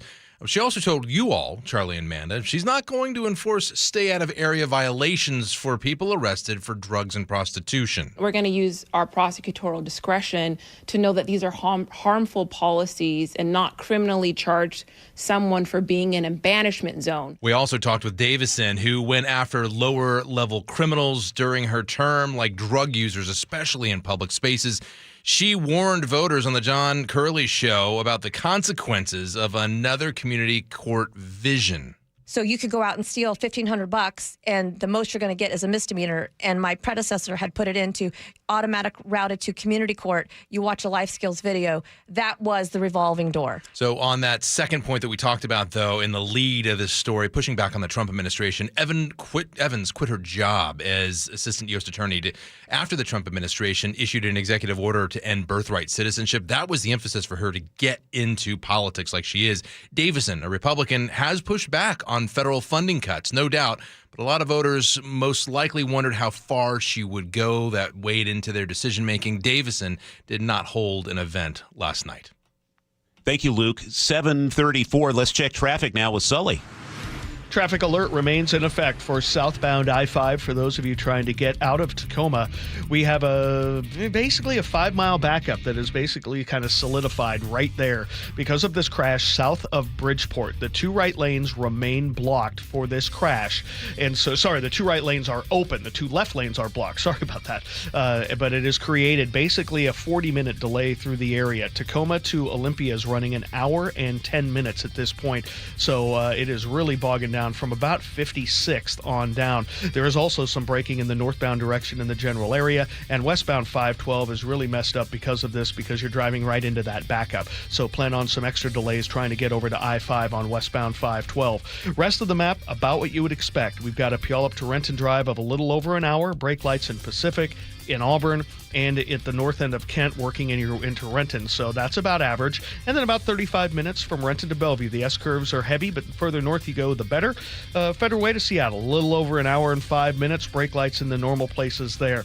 Solid day out of the Arlington area. It's really slow past Tulalip. We've got about a 35-minute trip, Arlington to Everett, and then an hour and 15 from Everett to Seattle or Bellevue. And It's a reminder that, yes, it doesn't get there very often, and only when it really has to. $15 coming down out of Linwood in the express toll lane. This report brought to you by Superior Linen Service, 98 years servicing quality uniforms, floor mats, and more. Call Superior Linen Service. They answer the phone, or visit suplinen.com. Our forecast, we're going to see a lot of rain over the next couple of days, about a half inch today and another half inch tomorrow. Breezy, too, with highs in the upper 50s. Friday, things will start to calm down. Morning showers, but some peaks of sunshine by afternoon, then dry for the weekend. Right now, it's cloudy and 55 in Seattle. For more than 50 years, the voice Seattle trusts. This is Seattle's Morning News on KIRO Newsradio. Time for this morning's commentary. Have we really come to this? We're continuing a government shutdown, and we're cutting poor families off SNAP food benefits. These aren't abstract policy points. They are groceries for real families. Democrats control enough Senate seats to block any funding bill, so they're using that power. They want health care subsidies extended for 24 million people. That is important, absolutely. But while they hold firm on principle, refrigerators are starting to run empty, not only for those who use SNAP, but all those families not getting a paycheck during the shutdown. It looks like these families who use SNAP will get half the normal amount at some point this month. This is despite the president's bluster yesterday that they would be completely cut. It feels like hunger is being used as a weapon by Republicans and Democrats. I've seen a lot of pushback about SNAP online. People saying the program is rife with fraud, so let recipients deal with the consequences. You've seen these posts. That mom looks overweight and could use a fast. That family bought junk food. Them, they're probably selling benefits for cash. I need to tell you something personal here. When I was a kid, there was a time we used food stamps for a while. I have eaten government cheese. I know exactly what it tastes like, how it somehow made grilled cheese sandwiches both better and worse. Back then, it was a 5-pound brick of generic American cheese. At least for me, the shame was suffocating. Other kids knew. They knew about the food stamps, the free lunch program. Kids notice everything. They know who pays full price for lunch. They know who the lunch lady marks the different colored ticket for. You might as well have worn a sign. And kids being kids made sure you knew they knew. Not always cruel, but always aware, always watching, always marking you as different. That experience shaped so many things about my adult life. I have always worked full-time, and for years, I kept multiple part-time jobs too. Not because I'm particularly virtuous, but because poverty scars you. You promise yourself never again. Never that checkout line shame. Never that cheese. Now we're doing this to a whole new generation. These kids are political footballs tossed back and forth while adults play games with their groceries. And no, suddenly cutting their food won't magically create self-sufficient adults. It'll just create more scarred kids who grow up promising themselves never again. Yes, I knew families who gamed the system, who traded benefits for cash, who bought things they shouldn't. The program is not perfect. But I also knew families who genuinely needed help. Single moms working 2 jobs, disabled veterans, seniors choosing between medication and meals. For them, food stamps, or SNAP as it's called now, was the difference between eating and not eating. If we want to reform SNAP, let's have that conversation. Let's hold hearings, study the data, vote on changes. But using hunger as a negotiating tactic crosses a line. When judges issue orders to feed hungry families and presidents say, maybe not, when senators of the other party block everything and let the government shut down and let employees go without pay to make a point, we've lost something fundamental about who we are as America. We're at day 36 of this shutdown. Members of Congress are still getting paid. Their refrigerators are full. The president hasn't missed a meal. But somewhere today, a kid is learning what poverty tastes like. They're making promises to themselves about their future. We can do better than this. We have to. And that's the commentary for November 5th, 2025. You can text us at 888-973-5476 or leave a comment at mynorthwest.com. It's 7:40. Sully, what's coming up in traffic? We continue to work with this traffic alert down south. We'll break it down for you next. Eric Johnson here. I spent the past 30 years working to help make our community better informed, better protected when it comes to consumer issues, and better equipped to take on whatever life throws at us. That's why I love the free Washington Accident book series from Davis Law Group. These books keep us better informed about the law, better able to protect ourselves on and off the road, and better off when all is said and done after an accident. Chris Davis didn't have to write these books. He did it because he saw a need. People who were in accidents or other legal situations didn't know what to do, what pictures to take, documents to request. Only a tiny fraction of the people who get these free books will ever become clients of Davis Law Group, but that's not the point. Chris wrote them because it was the right thing to do. The free Washington Accident book series is a must-have for drivers who want to be prepared for whatever the road might throw at them. Get yours at WashingtonAccidentBooks.com. Out at the Wilcox family farm, our hens roam freely on fresh green pasture. But that means predators like coyotes and eagles are always nearby. That's where our team of Great Pyrenees help out. These gentle giants were born to protect, and they become a part of our family, raised alongside the chickens from puppyhood. Our hens are raised humanely, our practices are organic, and our promise is simple: fresh eggs straight from our farm to your table. Wilcox Family Farms, locally fresh since 1909. Whatever temperatures this winter brings, your friendly and knowledgeable Bryant dealer is ready to help. Your dealer is committed to achieving a high level of training and skills, backed by outstanding products from one of the industry's most trusted names, Bryant. Whether you need a quick fix or an entirely new heating system, your local Bryant dealer will do whatever it takes for your family's comfort. Schedule an appointment today. Visit BryantNorthwest.com for a dealer near you. Bryant, whatever it takes. The markets and the economy will change, but you should always know what you can rely on from your financial advisor. I'm John Ramsire with Baird Private Wealth Management in Seattle. With deep planning and investment expertise, Baird's financial advisors have guided individuals and families through changing markets for more than 100 years. And in all that time, our guiding principle has never changed. Our clients come first, always. Discover the Baird difference at rwbaird.com/Seattle. Once again, homeowners have voted Valentine Roofing the best roofing company in the Pacific Northwest. That makes 3 years running. Hey, this is Jake Skorheim. I'm confident that when that red Valentine van pulls up to your house, you're going to get the same Valentine experience I did. Seamless communication, meticulous cleanup, and a team that always goes the extra mile. If your roof is leaking, if you need new gutters, attic insulation, even exterior cleaning, give Valentine Roofing a call. You'll get a lifetime warranty on all new roofs and zero down financing. Call 206 Roofing to get your free estimate today. 7:43, time to check traffic with Sully. And we're still working with this really bad crash southbound I-5 that has really gummed up the works trying to head from Tacoma down to Olympia. 5 mile backup begins right around 56, then continues all the way down south of Bridgeport into JBLM. The two right lanes are all that is open past the scene of this crash, and we are bumper to bumper, and we've got about an hour and 10, maybe a little bit more from Tacoma to Olympia, which is a 40-minute delay.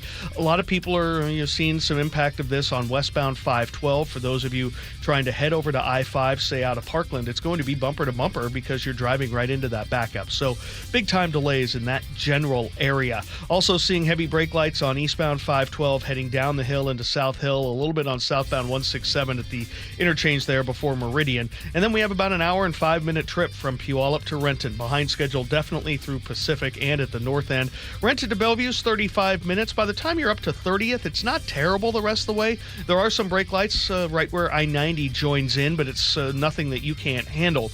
Across the lake, we're still doing really well. Federal Way to Seattle, about an hour and 10. About an hour and 15 or more from Everett to Seattle or Bellevue. It is bumper to bumper away from Linwood on both 5 and 405. Starting to see a little bit of stuff in Kirkland as well. Westbound 2, again, another slow day getting down to the trestle, and we're losing 15 minutes from Arlington into Everett. We have brake lights through Tulalip, and we might now have a crash just south of Smoky Point. More in 10. This report brought to you by the Emerald Queen Casino. Comedian Tom Segura back November 29th at the Emerald Queen Casino. Get ready for another night of nonstop laughs. Only at the Emerald Queen Casino, the entertainment capital of the Northwest. Our forecast, it's going to be really wet for the next couple of days. A half-inch rain today and another half-inch tomorrow. Breezy, too, with highs in the upper 50s. For tomorrow, or Friday, that is, look for showers early on, but then things will start to calm down by afternoon. Some peaks of sunshine in 55. Right now, it's warmed up to 56 in Seattle.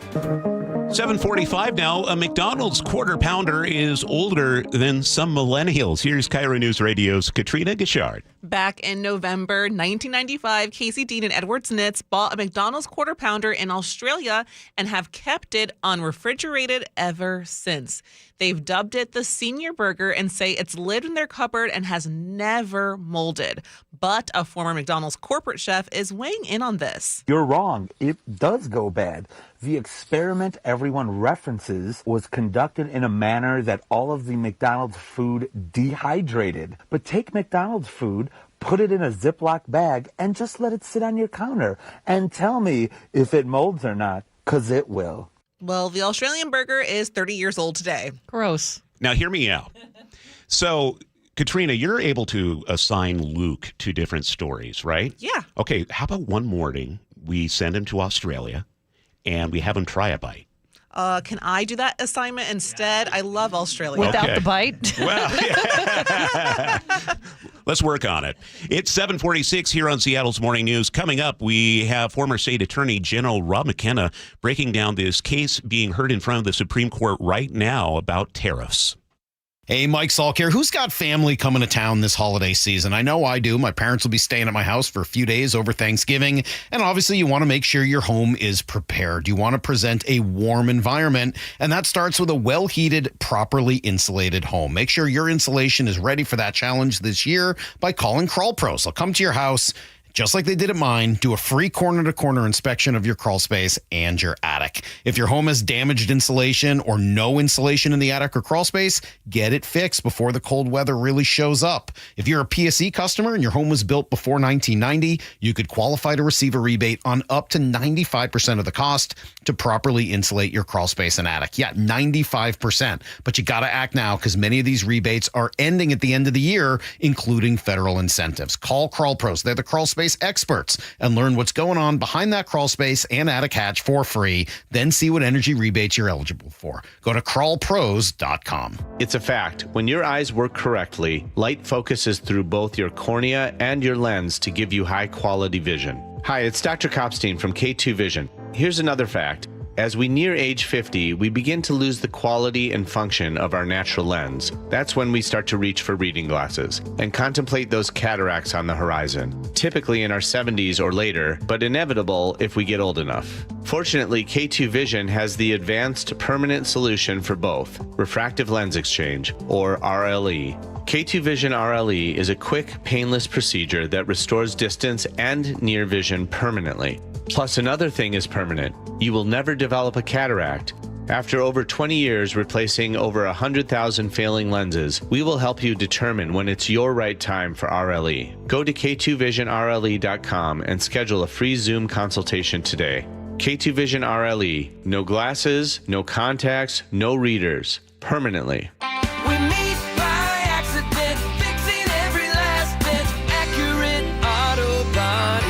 If you've been in an auto accident, you have the right to take your vehicle to any repair facility. Accurate Auto Body has been family owned and operated since 1994, and they work for you, not your insurance company.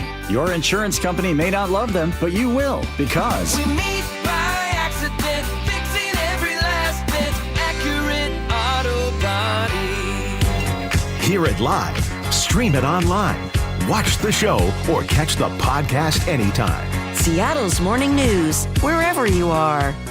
7:49 Wednesday morning. There's a big case in front of the U.S. Supreme Court right now.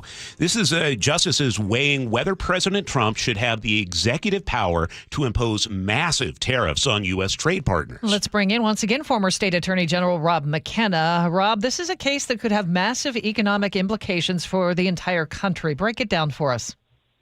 Well, it really comes down to the legality of his tariff policy. He's citing a 1977 law, the International Emergency Economic Powers Act, as a basis for his power to impose tariffs unilaterally during emergencies. So he's saying, one, I get to decide when we have an emergency.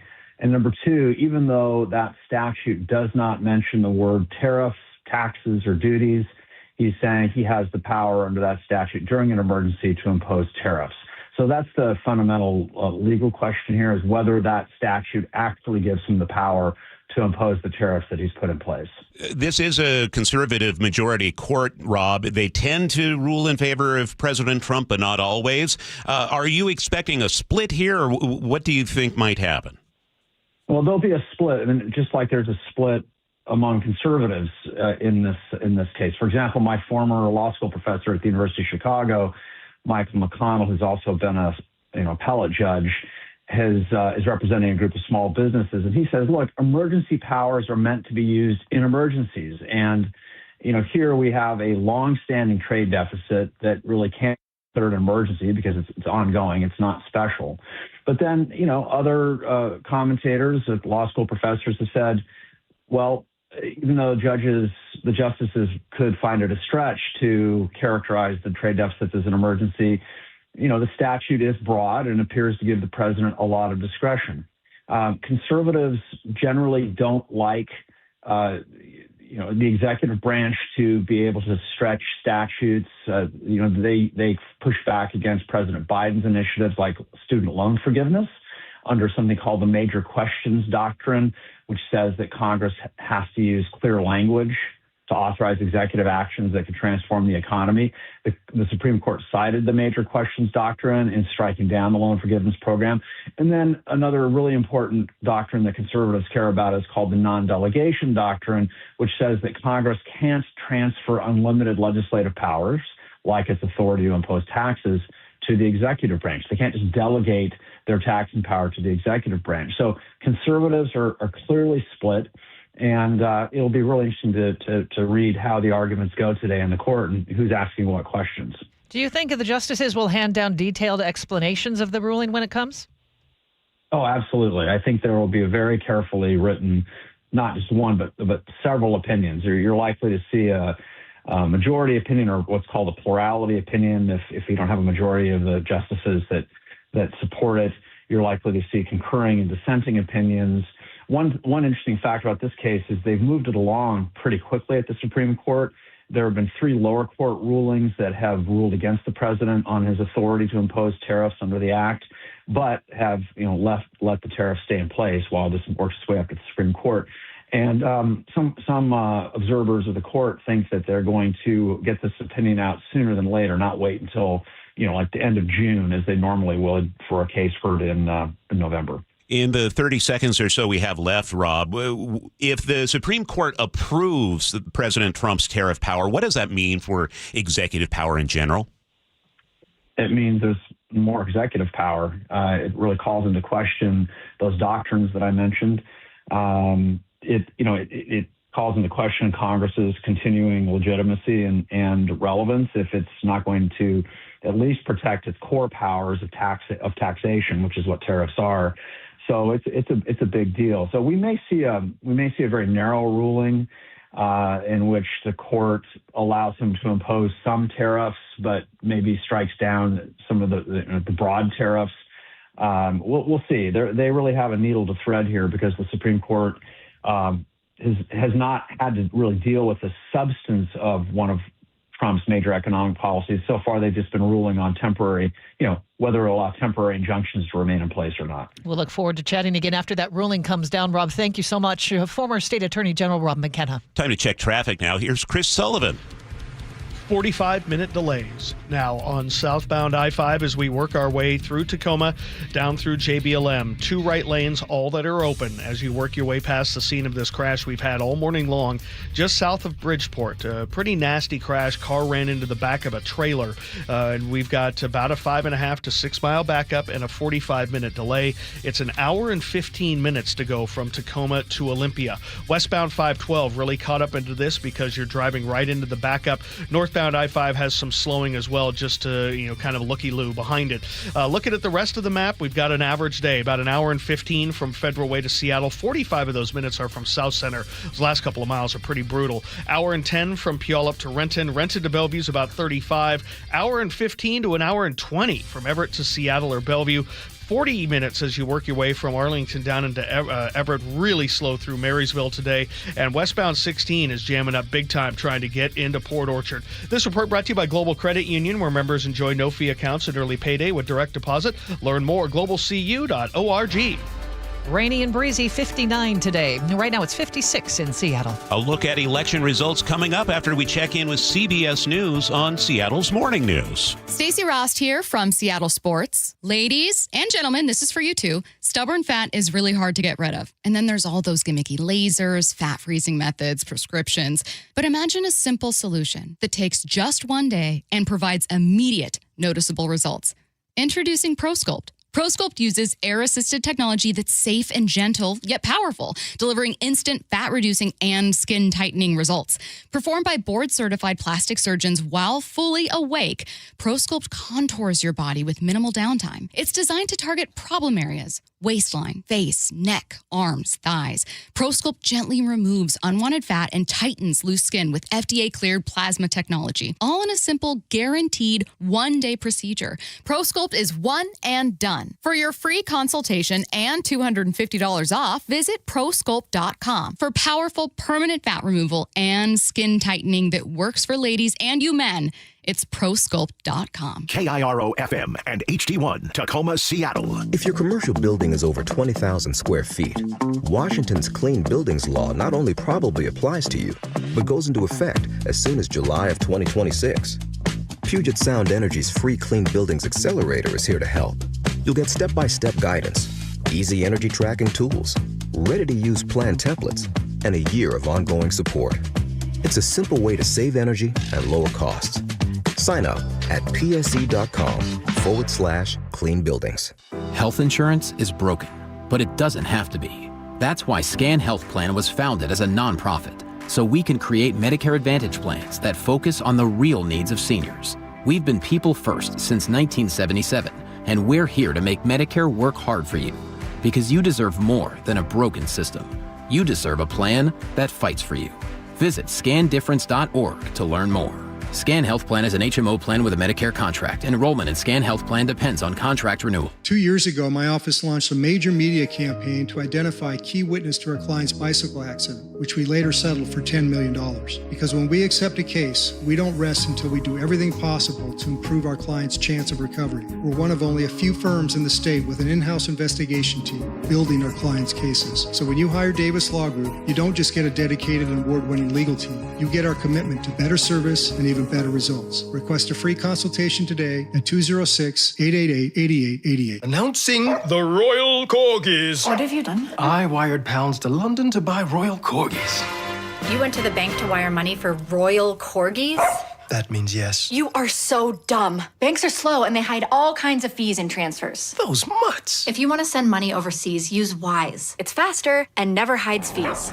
Oh, they're fighting, just like the real royal family. You can save up to 70% when you send money abroad. Be smart. Get Wise. Learn more by visiting wise.com. T's and C's apply. This is Lynn. She's always been active, maybe a little too active back in the day. When I was 19 years old and immortal, I stripped out all my ligament and I had to have 6 knee surgeries, and that's on my right knee. And then my left knee finally gave out and had a torn meniscus. Years of pain followed until she saw Dr. Mark Wagner at Seattle Sports and Regenerative Medicine for stem cell therapy. I'm 4 months out and I have no pain in my knees, and I have had knee pain my whole life. I have no concept of what it was like without pain. It's a miracle. I'm totally thrilled. No pain, no limits. Dr. Wagner gave me the green light to ski again this year. I'm like, that's incredible. So I'm just so excited. After years of surgeries and setbacks, Lynn finally got her freedom back. I think he saved my legs, so saved my knees, and gave me at least another 10, 15 years to do what I want to do. If joint pain is holding you back, find out what stem cell therapy could do for you with Dr. Mark Wagner, MD, at Seattle Sports and Regenerative Medicine. Schedule your consultation at drmarkwagnermd.com. What's your holiday tradition? For most, it's gathering with a joyful meal. Unfortunately, for many families, that tradition feels out of reach. To help, please donate to Nourishing Neighbors the next time you're at Safeway checkout, or visit nourishingneighbors.com.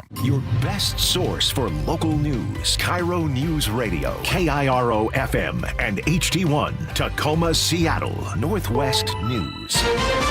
This is CBS News on the Hour, sponsored by Progressive Insurance. I'm Steve Kathan. The U.S. Supreme Court's considering a challenge to President Trump's unilateral imposition of tariffs. CBS News legal contributor Rebecca Royfe says it's a test of executive power with implications for the global economy. It could have a very serious impact. There would certainly, at least immediately, those tariffs would become unenforceable, or you would have to take them back. And then Congress could step in to reauthorize these tariffs or to authorize different tariffs if it chose to do so. But it would have to do so explicitly through a statute. It's day 36 of the government shutdown. No previous shutdown has been this long in U.S. history. CBS's Natalie Brand reports President Trump wants Senate action to help get a spending measure passed, but the GOP leader says the votes aren't there. He once again really amplified his message to Senate Republicans that they should, in his view, eliminate the filibuster to get GOP legislation passed. That is something that Republican leaders on Capitol Hill have been opposed to, and he kind of alluded to that as well in some of his new remarks. Take a listen. We have to get the country open, and the way we're going to do it this afternoon is to terminate the filibuster. And it's possible you're not going to do that, and I'm going to go by your wishes. You're very smart people. Trump also told Republicans this morning the shutdown and the fact that he wasn't on the ballot hurt the GOP on Election Day as Democrats swept major races in convincing fashion. Democrat Mikey Sherrill is New Jersey's next governor. She tells CBS News. At every turn, we're seeing real attacks from the federal government, and that's not even to mention the threats of putting National Guard troops on the streets. California voters approved Proposition 50 to change congressional districts to yield more Democratic seats. Maine voters have approved a red flag law intended to prevent access to guns by people deemed by a court to pose a danger. 21 other states have similar laws. Nicole Palmer is with a gun control group in the state. We know that Mainers reject an old false choice between gun rights and gun responsibility, that we can respect the freedom to own guns and also respect that communities should have the freedom to feel safe and to be safe. At least 9 people were killed in the fiery crash of a UPS jet in Louisville right near the airport. Operations are limited today. Last night, this woman's flight and others were canceled. Because I think it was such a tragedy, I did not see anybody be upset that they missed a flight. Wall Street, the Dow is up 50 points. This is CBS News. Sponsored by Progressive Insurance. Take the next step forward in your career with great benefits and an award-winning workplace. Apply at careers.progressive.com. Let's check in with Chris Sullivan. He is keeping an eye on traffic for us. And we continue with our traffic alert as we make our way through the third hour of the show. It's been with us all morning as we look at this down in Tacoma, South Tacoma, actually closer to Lakewood. We have a 5.5 to 6 mile backup approaching this crash just south of Bridgeport, and it is causing significant slowing, a 45-minute delay. The 2 right lanes are all that is open. It's been this way for a while, so half capacity on the freeway there. It's an hour and 15 minutes to go from Tacoma to Olympia. The ripple effect on this is westbound 512 is jammed up out of Parkland, and northbound I-5 is really struggling as you go past the scene. There's a lot to look at, up to 45 minutes from Olympia to Tacoma. Coming from the other direction, we've got a 15-minute delay getting into and through Arlington, 30 minutes on that drive down into Everett, and then an hour and 15 to an hour and 20 away from the Everett area. It is struggling today down to Seattle or Bellevue. Hour and 20 from Federal Way to Seattle. Gap in the middle once you work your way through South Center, but then 45 plus from South Center up. Lake bridges are manageable. Hour and 10 on the Valley Freeway, and about 35 from Renton to Bellevue.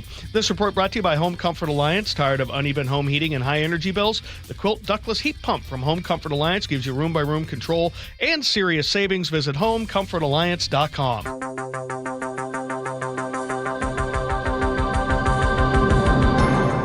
8:04 on the Wednesday, November 5th, 2025 edition of Seattle's Morning News.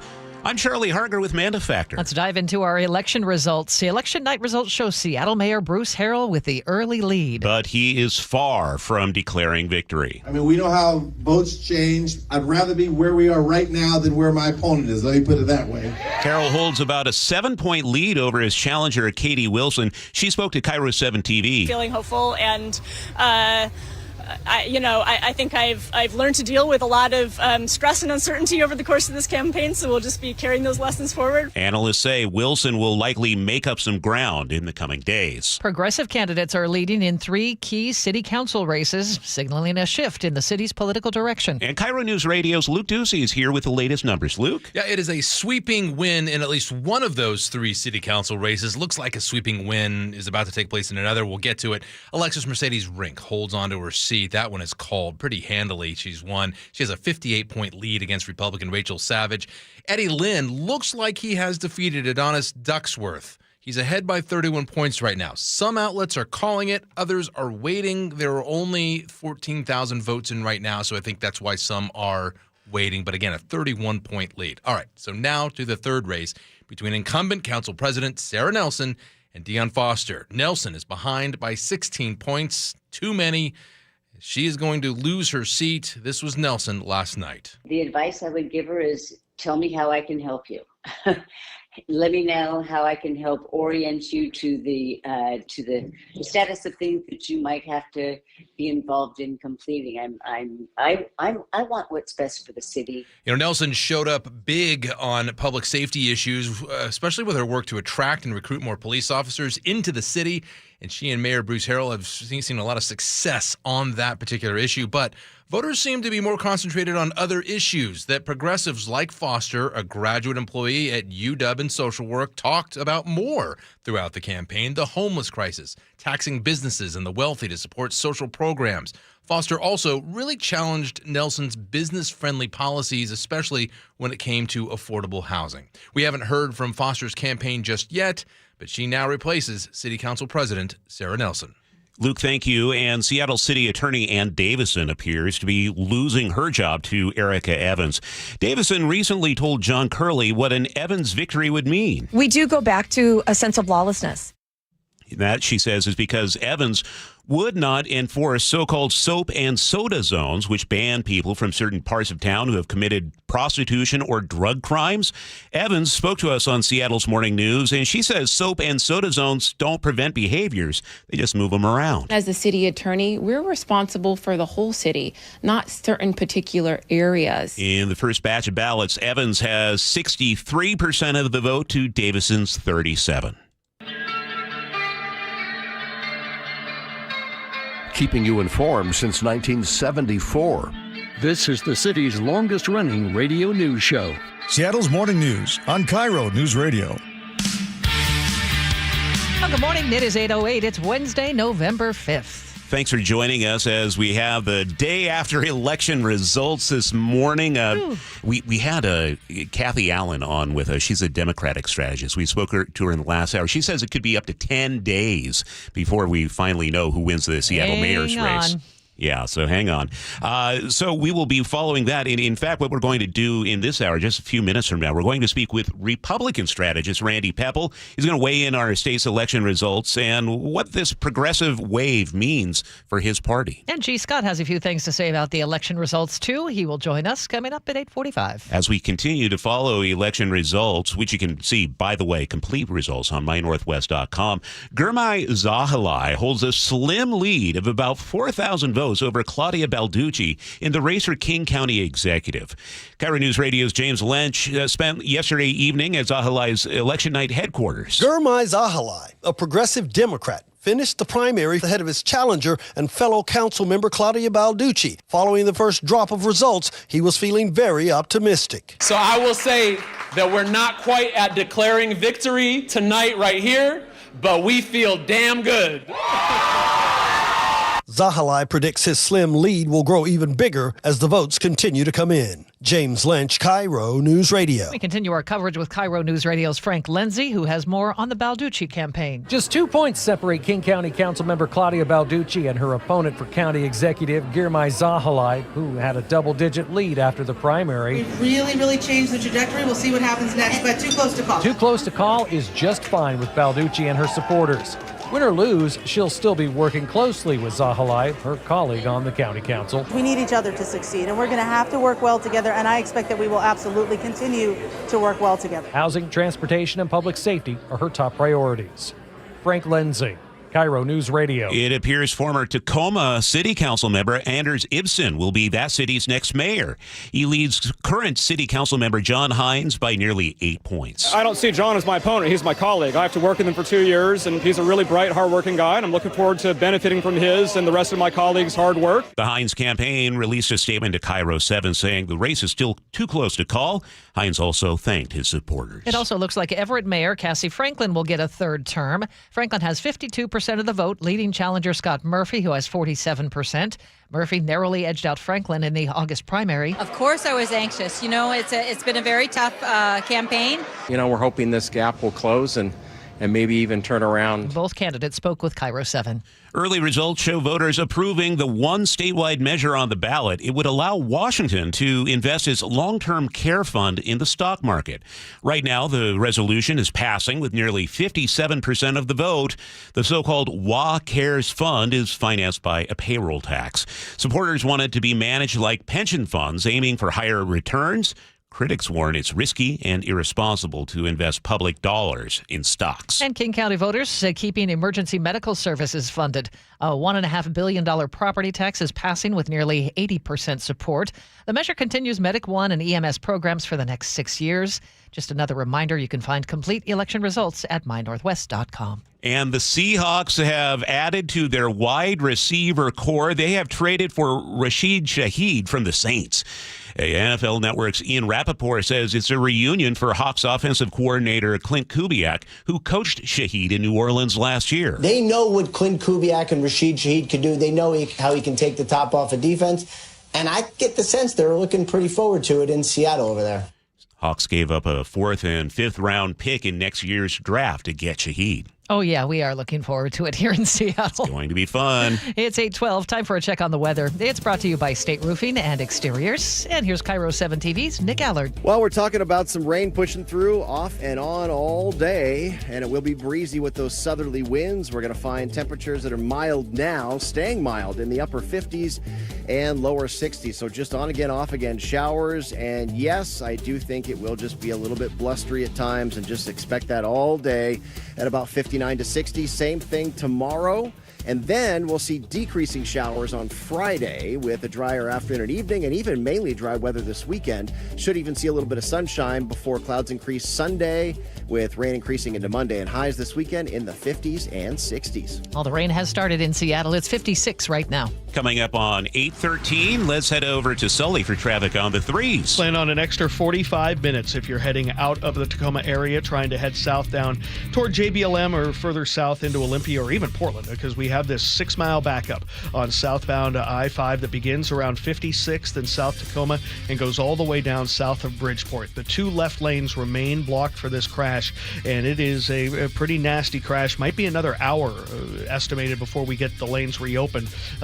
Hour and 15 from Tacoma to Olympia because of this. And also we're seeing a very heavy westbound slowdown on westbound 512 because you're driving into that backup. And so we're backed up all the way from Highway 7. So even though you might not really be impacted by it, say you're going northbound on I-5, you're still going to be stuck in that westbound slowing on 512. Rest of the map, about what you would expect. Federal Way to Seattle's trying to thin out up past the Kent-Des Moines Road, but it's a grind from the beginnings of Boeing Field all the way up. Give yourself about 50 minutes out of South Center, and that's an hour and 20 all the way from Federal Way. Still struggling through Pacific in Auburn and at the north end of the Valley Freeway. Hour and 10 for you guys, followed up by 35 to 40 from Renton to Bellevue. Across the lake, we're looking okay, though. Westbound slowing on both 520 and I-90, starting at this point, kind of right on the Seattle side of the water, heading over to I-5. Coming down from the north end, still struggling through Tulalip, 15-minute delay between Arlington and Everett at 30 minutes. That's just volume.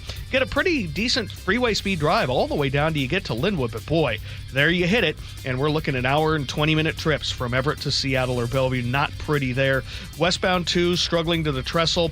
So all in all, it's a heavy Wednesday. KIRO News Radio real-time traffic. I'm Chris Sullivan. It's 8:14. Well, the New York Jets didn't just shake up the NFL. They broke a few hearts along the way. KIRO News Radio's Katrina Gishard is here to explain. In a stunning move, star quarterback Sauce Gardner was traded to the Indianapolis Colts, and the devastating reaction from a young Jets fan is now going viral. Listen to this. The Jets traded Sauce today.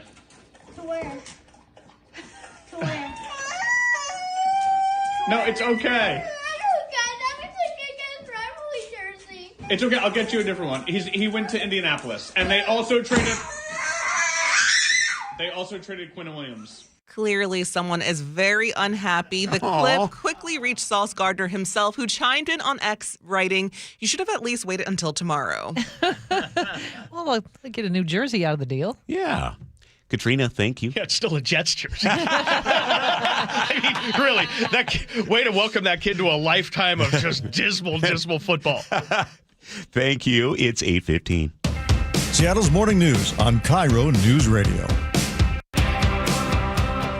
Well, we continue our election coverage now. Initial results poured in last night. It's pretty clear our state is veering even farther left of center than ever before. I thought it would be a good time to check in with Republican strategist Randy Peppel. Randy, in the last hour, we heard from Democratic strategist Kathy Allen. She was talking to us about the Seattle mayoral race. What do you think when you look at the election results? Harrell with that 7-point lead.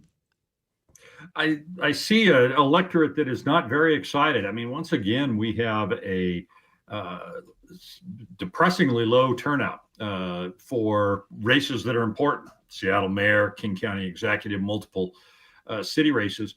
And you're just not seeing voter interest. And so to the degree that there was any voter motivation on this side, it certainly appears to be on the left. In the race for mayor, Harrell's campaign really took aim at Wilson's lack of management and her lack of budgeting experience. Is that what helped him? Well, it certainly helped that he started telling the voters what they could put at risk by electing somebody who really has no experience to do the job. And voters said, well, gee, all that experience that you have, Bruce, hasn't exactly yielded much in the way of results. And so the voters decided that experience was vastly overrated in this particular race. Randy, we know that late ballots tend to lean more toward the progressive, the liberal side. So when you look at the race as it stands right now, should Mayor Harrell be concerned at all? What do you foresee in the coming days as ballots are counted? Well, I certainly think that Mayor Harrell should be concerned because he's at 53%. Now, you know, a decade ago, I would have suggested that any incumbent with 53% on election night was on their way to victory because they tended to have more in the way of resources and voter communication that would carry them through to late ballots. But in the last decade, it's become much more common for the late ballots, those that come in after election night, to go vastly to whatever is the most liberal candidate in the field. And so that's what I think that Bruce Harrell needs to be concerned about. Now, the mitigating factor here is you've got two Democrats running against each other. So, Democrat socialist in Zahali's case. I think that you'll have less of a movement to him than you might have otherwise. But I don't see a safe margin right now for the mayor. We asked your Democratic counterpart, Kathy Allen, last hour, how long it's going to take until someone is declared the winner in the mayor's race. We said a couple of days, and she laughed at us. She said probably more like 10. Do you think it's going to take that long? I don't think it'll take 10, just because they've gotten so much more efficient at going through the massive amount of ballots that come in after Election Day or get processed after Election Day. And so I think by Friday, you'll know, because you'll have 3 days of trends. Either somebody's going up or somebody's going down based on the votes coming in. And we'll know by Friday whether the mayor has enough of a margin to survive or whether Ms. Wilson takes over. Randy, I heard you use the S word, socialist. I want you to give us a perspective. We're in a very blue bubble here in the Seattle area, but nationwide, as voters see socialists winning in New York City, potentially here in Seattle, potentially in Minneapolis, what does the heartland see happening in these big cities, and how might that benefit or not benefit your party? Well, to the degree that the heartland pays attention at all to a Seattle mayor's race, which I think is highly questionable, I think they look and go, those crazy people must be by Portland. The reaction to electing a socialist mayor to, older Americans and more conservative Americans is just crazy. But at the same time, we saw a lot of polling come out in the last 10 days from reputed national polling that shows that the American people, particularly Democrats, and especially people under the age of 30, have a more positive view of socialism than capitalism. And so given that belief, they aren't afraid by somebody having socialist after their name. And, they're willing to vote for them. The problem is that when you get to a general election in a presidential year, when you're going to have turnout closer to 80% than under 50%, that last 30% that come out are not crazy socialists. We're talking, and they're less likely to vote for crazy socialists. So it becomes that much harder to sustain that excitement on the left that Bernie Sanders has tried to maintain in presidential races. And it's fine as he gets to the primary, but then he starts to scare away voters. And I think that's what you're going to see ultimately in these big city races, that they will become symbols for the Trump administration to use to point out how out of control cities, big cities are, Democrat big cities particularly. And, we'll see how that will play in 28. I think the election results tonight show it's not necessarily going to play in 26. And, the Trump administration needs to be far more concerned about the Democrats taking one or both bodies of Congress next year. And really rendering the last 2 years of his administration moot. What are Washington Republicans celebrating this morning? The Washington Republicans are celebrating the fact that they'll have more races to contend next year, and they'll get to run against a party that is going to be pushing a state income tax in the next legislative session. And if they can bring a singular focus to the fact that Democrats have doubled the size of the state budget in the last decade, and it's not enough. And they need billions of more in new taxes and a state income tax, despite being unconstitutional in this state. The Democrats will be pushing for one in the next legislative session, and that's what we're closer to. All right, Randy, if you were to bet $5 on who is going to be the next mayor of Seattle, you had to make a binary choice, and you have that $5 in front of you, who do you put that $5 on?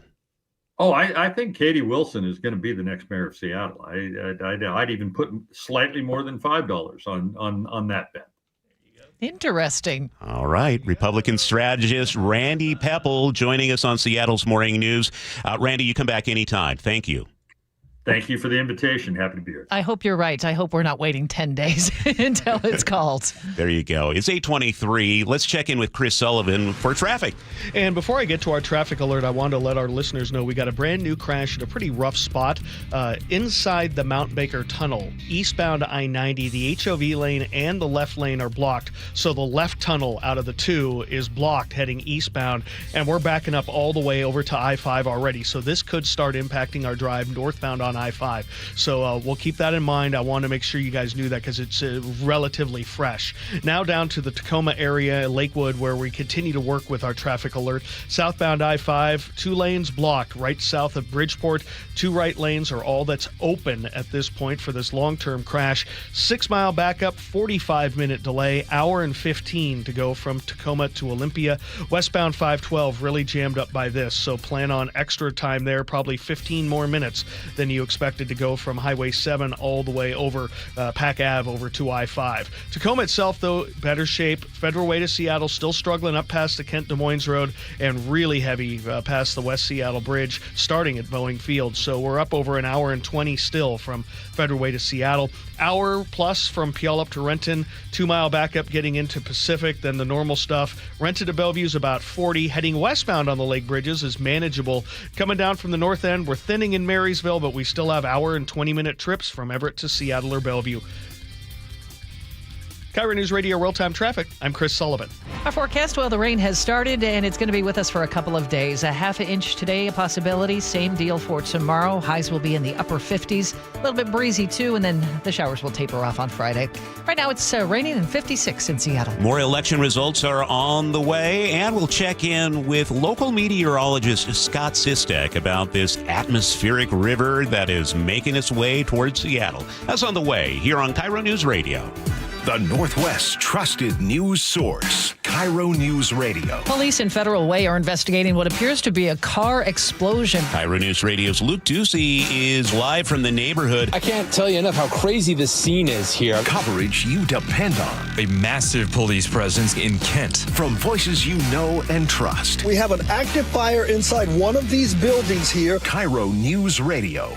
On 97.3 FM, the app, YouTube, and your smart speaker.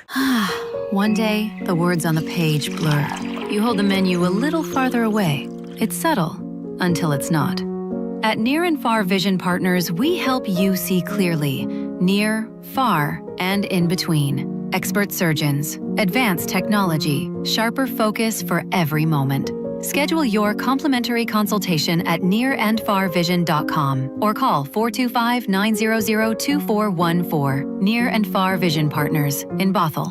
Your time is money, so why are you wasting it stuck in I-5 gridlock, TSA slowdowns, and SeaTac crowds?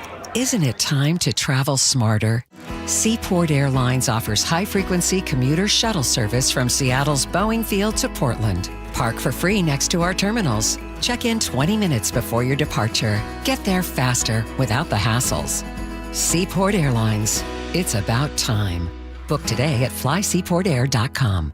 Hey, it's John Curley with Dr. Kopstein from K2 Vision RLE. Doc, I heard that 50% of Americans have their lenses replaced by the time they're 75. That's exactly right, John. As we near 50, our eye's natural lens starts to become dysfunctional. If you've now added readers to your need for glasses and contacts, it's a sign the quality and function of your natural lens is fading, and it's a steady decline towards cataracts. Don't go another 20 plus years with poor vision, hassling with contacts and readers. Do what I did. Choose a quick, painless refractive lens exchange from K2 Vision RLE and start enjoying great vision now. Our new lens technology is truly amazing. After replacing over 100,000 lenses, we have the experience to guide each patient to their best solution, even if that's recommending you wait a little while before RLE. K2 Vision RLE can restore distance and near vision permanently, plus never develop a cataract. Read the reviews and schedule a free Zoom consultation now at k2visionrle.com.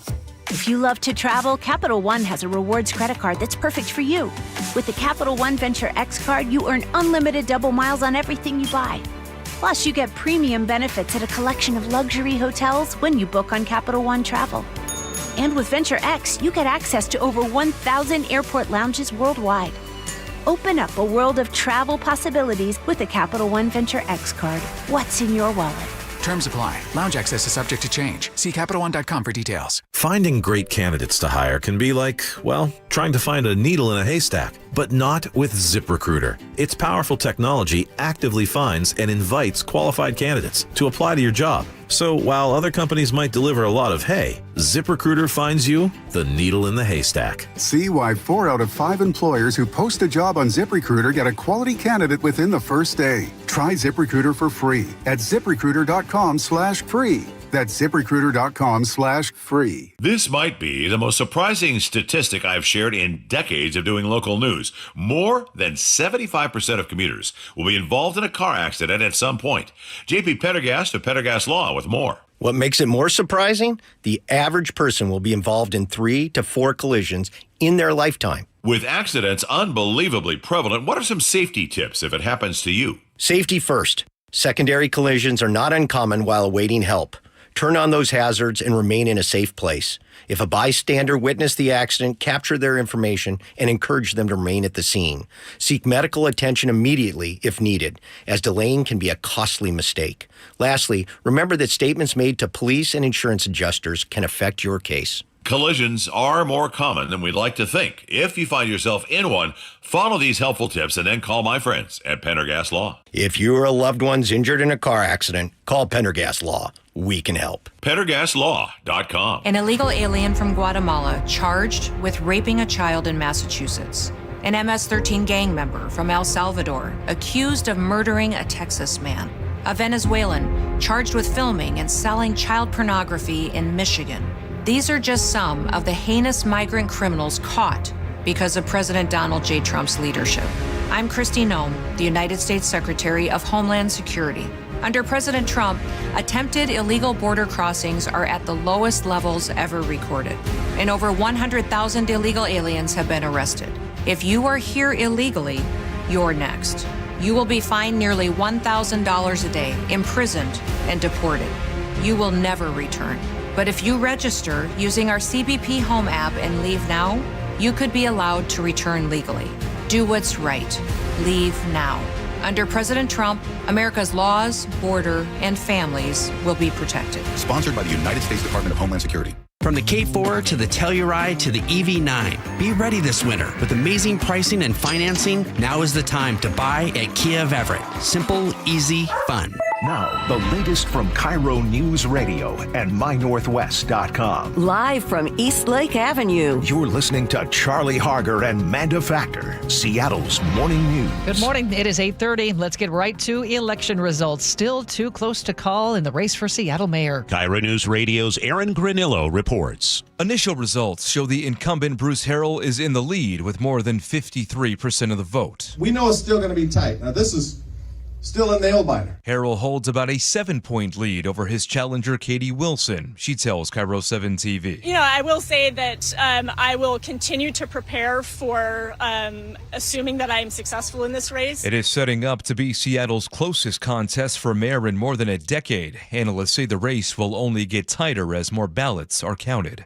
Aaron Granillo, KIRO News Radio. Well, as those ballots continue to roll in, Seattle's race for city attorney now has a clear-cut winner. It comes down to voters weighing justice reform and who's going to push back on the Trump administration the most. KIRO News Radio's Luke Ducey is here with the numbers and where things stand right now. Yeah, this was a hotly contested big race that happened.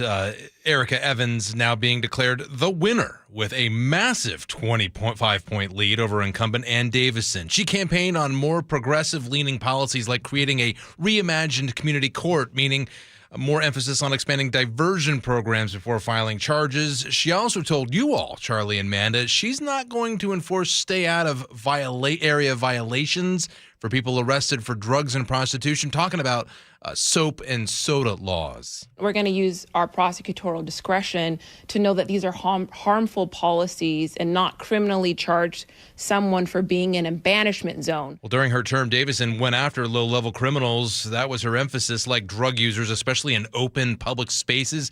She talked about what could happen if Evan wins on the John Curley Show. This is not the Office of Social Work. This is a prosecutor's office where we enforce the laws. So the rest of society can do what they need to do. We want them to do their things because I'm taking care of public safety part. You know, they also really ran on who would push back more on the Trump administration. As you mentioned, Evans quit her job as an assistant U.S. attorney after the Trump administration issued an executive order to end birthright citizenship. That was the point where Davison said, Evans had said, I had enough, and she ran for political office. Davison, a Republican, has pushed back on federal funding cuts recently, but a lot of voters most likely wondered how far she would then go from there. Davison did not hold an event last night. Erica Evans is now your new Seattle City Attorney. All right, and it looks like Seattle City Council President Sarah Nelson also losing. She conceded defeat last night. We have complete results at mynorthwest.com. It's 8:33. That's time for a check on traffic. We do that every 10 minutes for you. Well, what's up, Sully? Well, if you heard a really weird sound... Yes, I did. That was your phone being obnoxious. My phone being obnoxious. You guys can hear that? Yeah, no, we all can hear it. Don't need it anymore. Well, what's interesting is we haven't done an update on what my son is doing. He started work at an HVAC company. He is now welding something. He is welding something. Danger. Day 3 on the job, and he's welding. I hope that Metalworks merit badge he won at Boy Scout camp and Camp Merriweather is coming into work. He'll be just fine, Dad. Oh my gosh, my son is welding. Okay. Sorry, parental moment there. Pull yourself together and tell us about traffic. Deep breaths. Okay. We are still dealing with a 45-minute trip on southbound I-5 through our traffic alert from South Tacoma all the way through JBLM there at the north end. Just south of Bridgeport, the 2 left lanes remain blocked for this crash. Hour and 15, as I told you, Tacoma to Olympia. The ripple effect westbound 512 is really jammed up because of this. And overall, we're starting to see some improvement on northbound 5 from Federal Way to Seattle, but still really heavy from South Center. 45 to 50 minutes from South Center, which still has us at an hour and 15 all the way. Valley Freeway still well over an hour because of the normal stuff. That's become average. Rented to Bellevue, about 40 minutes. Lake Bridges, I-90 westbound, really starting to bog down from Mercer Island over and through Montlake on I-5. By the way, we cleared the crash inside the Mount Baker Tunnel, eastbound 90, so that is very positive. Coming down from the north end, still about an hour and 15. This report brought to you by Superior Linen Service. You never get a second chance to make your first impression. Superior Linen Service will help your company look good with logoed apparel, uniforms, floor mats, and more. SUPlinen.com. It's rainy and 53 in Seattle. Seattle's tradition for news and conversation. This is Seattle's Morning News with Charlie Harger and Manda Factor. And we are joined now by Scott Sistek from EmeraldCityWeather.com. Scott is a longtime meteorologist here in the Seattle area. You probably know him from his work, TV stations in the past. And it's really great to have you here talking about your new site, Scott. And I want to just start off with talking about this storm that's on the way. Here it is Wednesday morning, and it's going to be kind of a rough and tumble next 48 hours or so, right? Yeah, especially kind of like for Seattle, it's going to be just another classic Northwest November day, but we've actually got some pretty impactful weather happening more so like outside the core of the city here. So we've got a lot to talk about, like what's happening to the north, what's happening to the west, what's happening to the south. As far as the Pacific Northwest in general is concerned, it's a pretty active day today. Seattle's a little bit on the sidelines, but we're still going to have enough weather to feel like we're part of the action. More kind of like maybe like the backup cornerback today. Who's going to get hit the hardest as we go through the day here? So for today in our area, the main thing that's going to be of the most concern is over on the coast. We're looking at some pretty decent coastal flooding.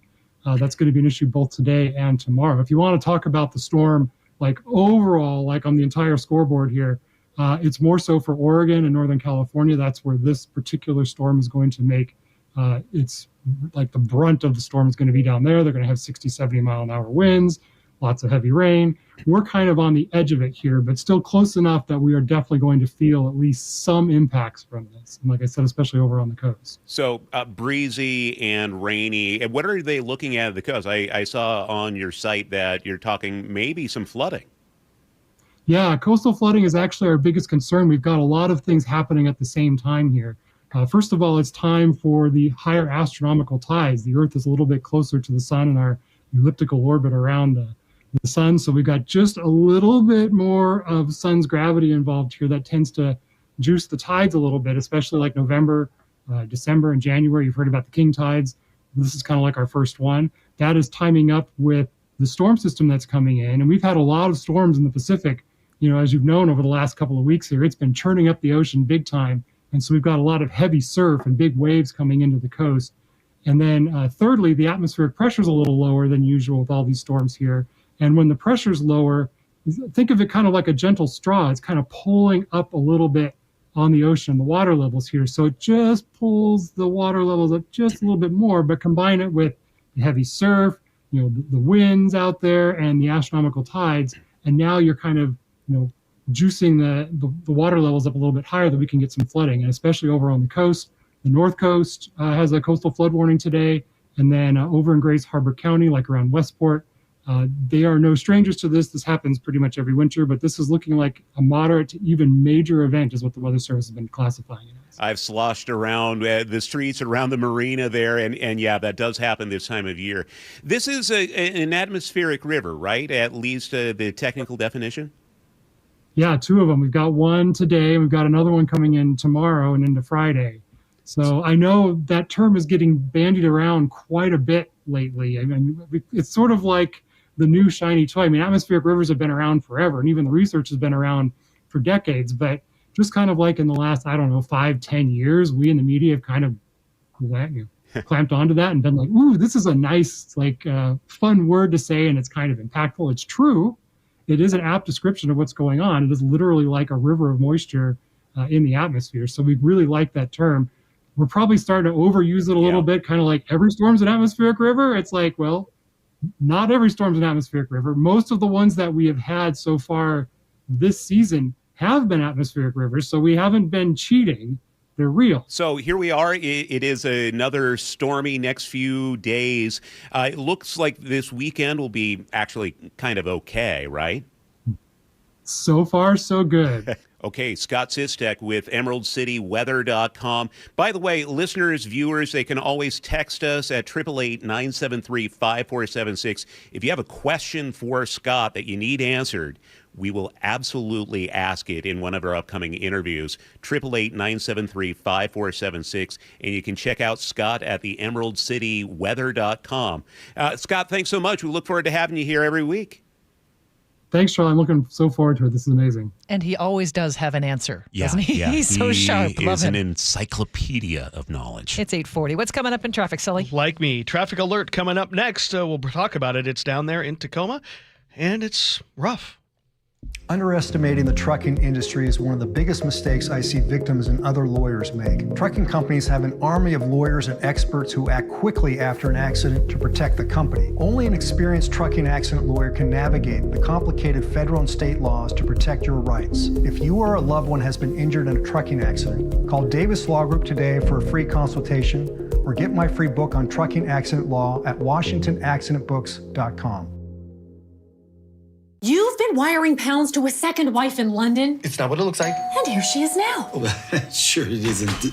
Hello, darling. Elizabeth? Did you know our husband used a bank instead of Wise to send you money? What an imbecile. Well, See, even your secret wife knows that banks are slow and hide fees in overseas transfers. those cheaters. If you want to send money overseas, use Wise. They're faster and they don't hide fees. You can save up to 70% when you send money abroad. Be smart. Get Wise. Learn more by visiting wise.com. T's and C's apply. New siding doesn't have to break the bank. We offer affordable options that add value and protection to your home. This is Justin Shirley, CEO of State Roofing and Exteriors. And while we're at it, ask about our roofing, windows, decking, and gutter services for even more savings. Call 866-ROOF-ROOF or visit stateroofing.com today to schedule your free siding inspection. State Roofing and Exteriors, held to a higher standard since 1968. State Roofing, the best roof you'll ever need. More fiber and laxatives, eh? Who are you? I'm future you. Future me? Constipation with belly pain still coming back? Our doctor figured it out. It's irritable bowel syndrome with constipation, or IBS-C, and Linzess could help you get ahead of it. Linzess linaclotide is a prescription medicine that treats IBS-C in adults. It's not a laxative. It's a once-daily pill that helps you get ahead of your symptoms. It's proven to help you have more frequent and complete bowel movements and helps relieve overall abdominal symptoms, belly pain, discomfort, and bloating. These symptoms were studied in combination, not individually. Do not give Linzess to children less than 2. It may harm them. Do not take Linzess if you have a bowel blockage. Get immediate help if you develop unusual or severe stomach pain, especially with bloody or black stools. The most common side effect is diarrhea, sometimes severe. If it's severe, stop taking Linzess and call your doctor right away. Other side effects include gas, stomach area pain, and swelling. Talk to your doctor and say yes to Linzess. Learn more at linzess.com or call 1-800-LINZESS. 8:43 now. Chris Sullivan is at the traffic desk. 45-minute delays endure from Tacoma down into the Olympia area because of our traffic alert on southbound I-5. Only the 2 right lanes are getting by the scene of this crash as we're working our way south of Bridgeport. So about an hour and 15 is what we've been stuck on for the better part of the morning, and that's where we are right now. Ripple effect of that is westbound 512 is still really slow as you work your way over to the I-5 corridor. Northbound I-5, though, through the area has cleared out nicely, and so has the drive from Federal Way up through South Center. That's getting a lot better. More yellow on the map than red, almost all yellow now. And then we have about a 45-minute trip from South Center. You add that to what we have, and we got about an hour and 15 from Federal Way on up. West Seattle Bridge also jammed up in a big way, heading eastbound over towards the I-5 corridor. Renton to Bellevue, about 40 as we see the S-curves being very active, and then off and on braking through Factoria up to the north end. The Valley Freeway still struggling. Well over an hour and 10-minute trip. It got a 2-mile backup approaching Pacific. Trying to thin in Auburn, but then picking up more as we head up into Renton. Westbound across the lake bridges, we're really heavy on Mercer Island, really heavy on I-5 as well. So you're going to need about 25 to 30 minutes from Bellevue to Seattle on either lake bridge. Coming down from the north end, easing in Marysville, easing on Highway 2, getting to the Trestle, and then not too bad till you get to Linwood, but boy, it's a grind from there on down. Well over an hour from Linwood to Seattle or Linwood to Bellevue. KIRO Newsradio Real-Time Traffic, I'm Chris Sullivan. Forecast again, it's going to be quite wet for the next couple of days. Breezy too, highs in the upper 50s, up to a half inch of rain today and tomorrow. For Friday, look for showers early on, but then we'll start to see some peaks of sunshine. The showers will taper off. 55 on Friday and dry for the weekend. It's 56 in Seattle right now. I don't know about you, Manda, but honestly, I've gone almost 72 hours without Katy Perry news. Oh, my goodness. Bring it. Thank goodness Katrina Gashard is here. Alrighty, Katy Perry just posted a striking photo on social media showing her face covered in bruises and scratches, but hinting at a release of new music coming as soon as tomorrow. It's her first new track since her 2024 album 143, with featured hits like this.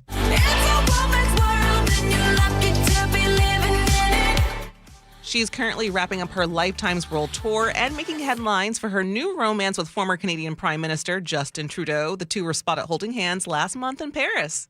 Got my fix. Thank you. Appreciate it, Katrina. Mission accomplished. Okay, well. Right. It's 8:46, so G. Scott's going to stop by here in just a couple of minutes. He has some things to say about the election results so far. I understand you guys have a little wager going on the Seattle mayor's race. Not who I want to win, but who I think will win. Does the company approve of that? Oh, well, I mean, there's no money involved. Okay. We'll what talk is at about stake? Well, you'll find out next here on Seattle's Morning News. I'm Macy House with Baird Global Investment Banking. In today's markets, global financial capabilities aren't worth much without personal attention to your priorities. Baird Banking, Research, and Private Equity professionals are located across 3 continents, sharing more than investment expertise. As employee owners of our firm, we all have a personal stake in your success, here in the Pacific Northwest and around the world.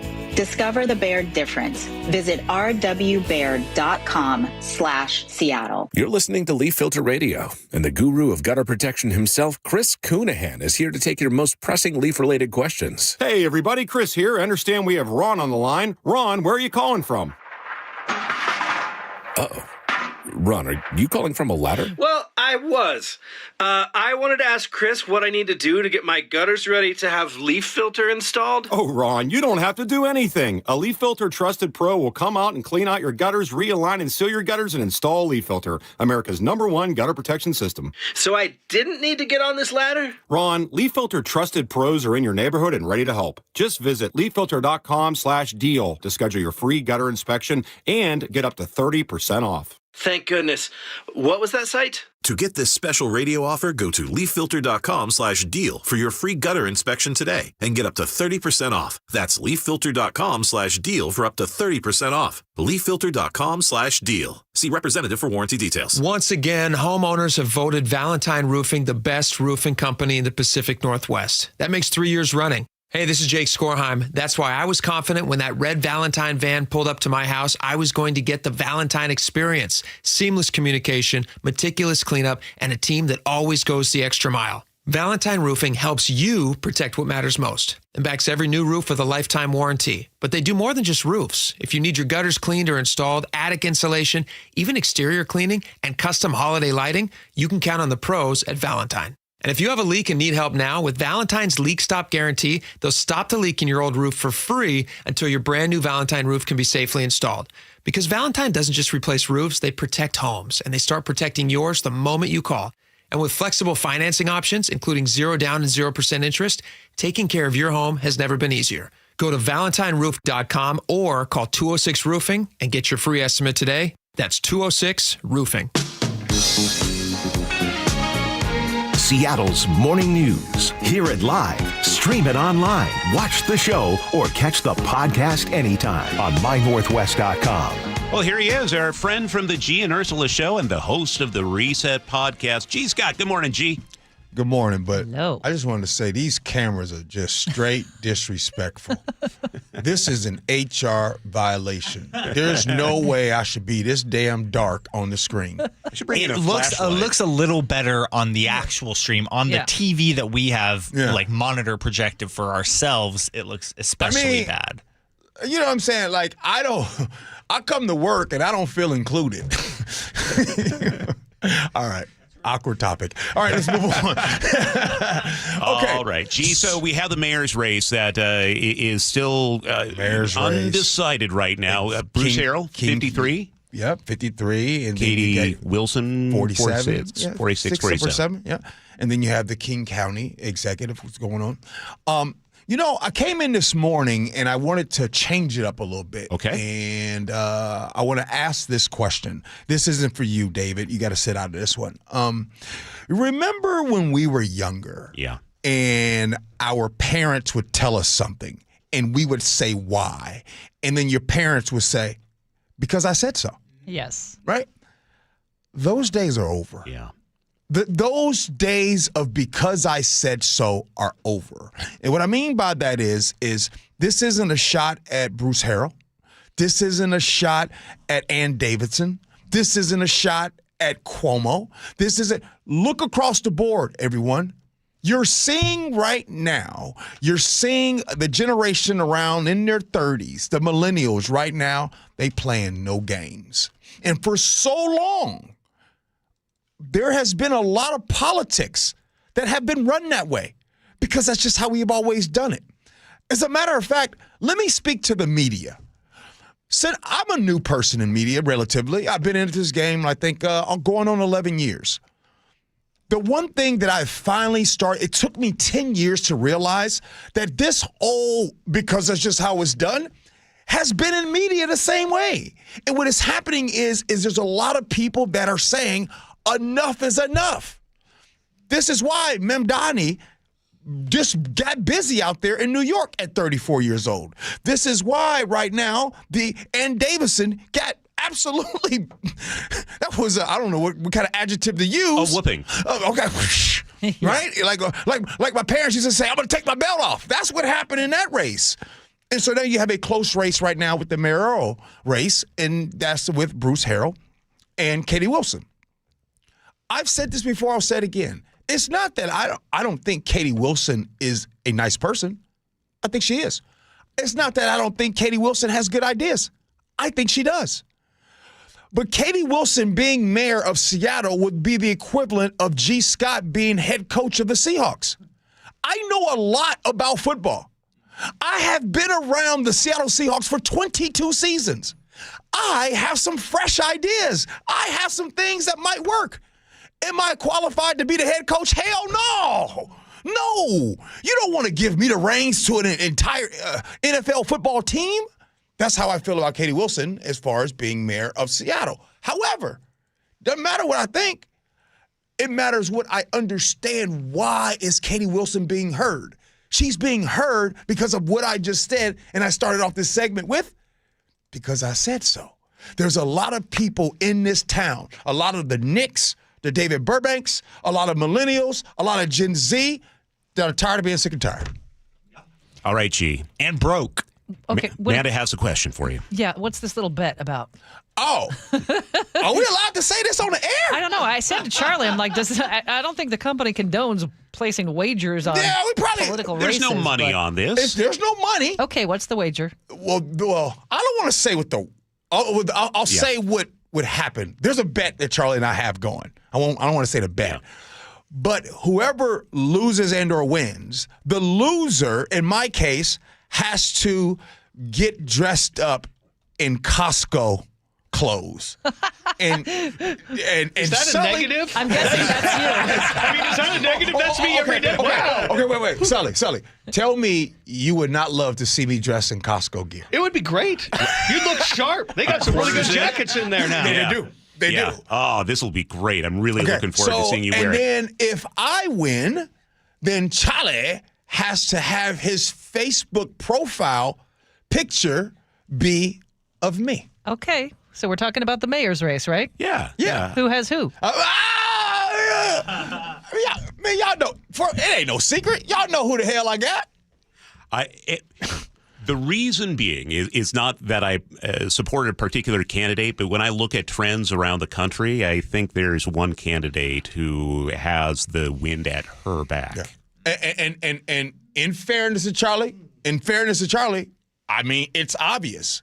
She won in the primary in August, right? There is a real momentum that is happening across the country, and you can understand why Katie Wilson has momentum. All right, G, we have to run. G and Ursula show coming up 9 to noon. See y'all. I like to be on my best behavior around Manda. Sully, traffic. We have finally reopened all lanes southbound I-5 through the scene of our traffic alert this morning, south of Bridgeport there on southbound I-5 as you work your way south of 512 in Lakewood.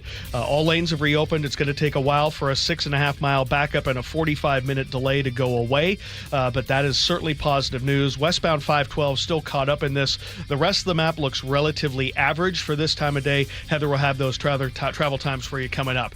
KIRO Newsradio Real-Time Traffic. I'm Chris Sullivan. We're going to see a lot lot of rain for the next couple of days. It's already started in Seattle. The highs will be in the upper 50s, a little bit breezy too. And then Friday, things will calm down by afternoon. Showers early on. It's 56 in Seattle right now. And we'll have continuing coverage of election results in our headlines and on the G and Ursula Show. They discuss what this all means. That's coming up on the G and Ursula Show on KIRO Newsradio.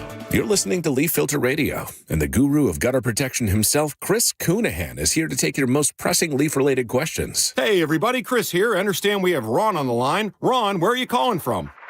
Uh-oh. Ron, are you calling from a ladder? Well, I was. I wanted to ask Chris what I need to do to get my gutters ready to have leaf filter installed. Oh, Ron, you don't have to do anything. A Leaf Filter Trusted Pro will come out and clean out your gutters, realign and seal your gutters, and install Leaf Filter, America's #1 gutter protection system. So I didn't need to get on this ladder? Ron, Leaf Filter Trusted Pros are in your neighborhood and ready to help. Just visit leaffilter.com/deal to schedule your free gutter inspection and get up to 30% off. Thank goodness. What was that site? To get this special radio offer, go to leaffilter.com/deal for your free gutter inspection today and get up to 30% off. That's leaffilter.com/deal for up to 30% off. leaffilter.com/deal. See representative for warranty details. KIRO FM and HD1 Tacoma, Seattle. Whatever temperatures this winter brings, your friendly and knowledgeable Bryant dealer is ready to help. Your dealer is committed to achieving a high level of training and skills backed by outstanding products from one of the industry's most trusted names, Bryant. Whether you need a quick fix or an entirely new heating system, your local Bryant dealer will do whatever it takes for your family's comfort. Schedule an appointment today. Visit BryantNorthwest.com for a dealer near you. Bryant, whatever it takes. So what will you have today? Vanilla, chocolate, strawberry? When it comes to picking ice cream, there are lots of choices, and they all look and sound so good. Choosing a Medicare plan is a lot like that. So many options, all sound good. But if you pick a plan that's not right for you, there can be serious consequences. Hi, this is Herb Weisbaum, the Consumer Man. Open enrollment season is underway, and we're all being inundated with advertisements encouraging us to choose this Medicare Advantage plan or that one. Maybe the best choice for you is traditional Medicare. To make an informed decision, you need to do your homework. The Insurance Commissioner's Sheba program has a free Medicare Jumpstart Toolkit to get you started. This is Insurance Commissioner Patty Kuderer. Our Medicare Jumpstart Toolkit has a checklist of 7 easy steps to help you decide which Medicare plan is right for you. Order your free toolkit today at insurance.wa.gov. That's insurance.wa.gov. Or pick up a copy at your local library or senior center. Then go get an ice cream. Your new home is now ready. D.R. Horton, America's builder, has new homes that are ready today. With new construction communities throughout the Puget Sound and Central Washington areas, and more coming, D.R. Horton has the right home for you. At D.R. Horton, we're still building, with more construction, more communities, and more homes available every day. Find your new home, now ready at drhorton.com. That's drhorton.com. D.R. Horton, America's builder, an equal housing opportunity builder. I had pain, I had numbness in my feet. That pain and that numbness just got worse and worse and worse as time went on. This is Greg describing life with neuropathy. I went to 5 podiatrists, tried different treatments, tried different orthotics, tried different shoes, had cortisone shots in the tops and the bottoms of my feet. Saw a neurologist. All my medical doctors said, can't help you. Live with the pain. You're not going to be able to sleep. This is your life. And then I just gave up until I found Sound Pain Solutions. I'm Dr. Mark Shelley, a chiropractic physician and board-certified functional neurologist at Sound Pain Solutions. Our neuropathy treatments can rehabilitate damaged nerves. We use FDA-cleared, non-surgical, drug, and pain-free procedures that help neuropathy sufferers like Greg find relief. I feel better. I mean, just feeling better is huge. If you experience numbness, shooting or burning pains, or loss of balance, call us. Sound Pain Solutions, 855-996-0025 or click soundpainsolutions.com. Care Partners Senior Living is growing. Amanda here. We are very excited to introduce our newest communities in Port Orchard, Sumner, and North Creek Bothell, bringing compassionate, quality care at an affordable price, closer to more of you. Visit carepartnersliving.com today. Your best source for local news, KIRO Newsradio, KIRO FM and HD1 Tacoma,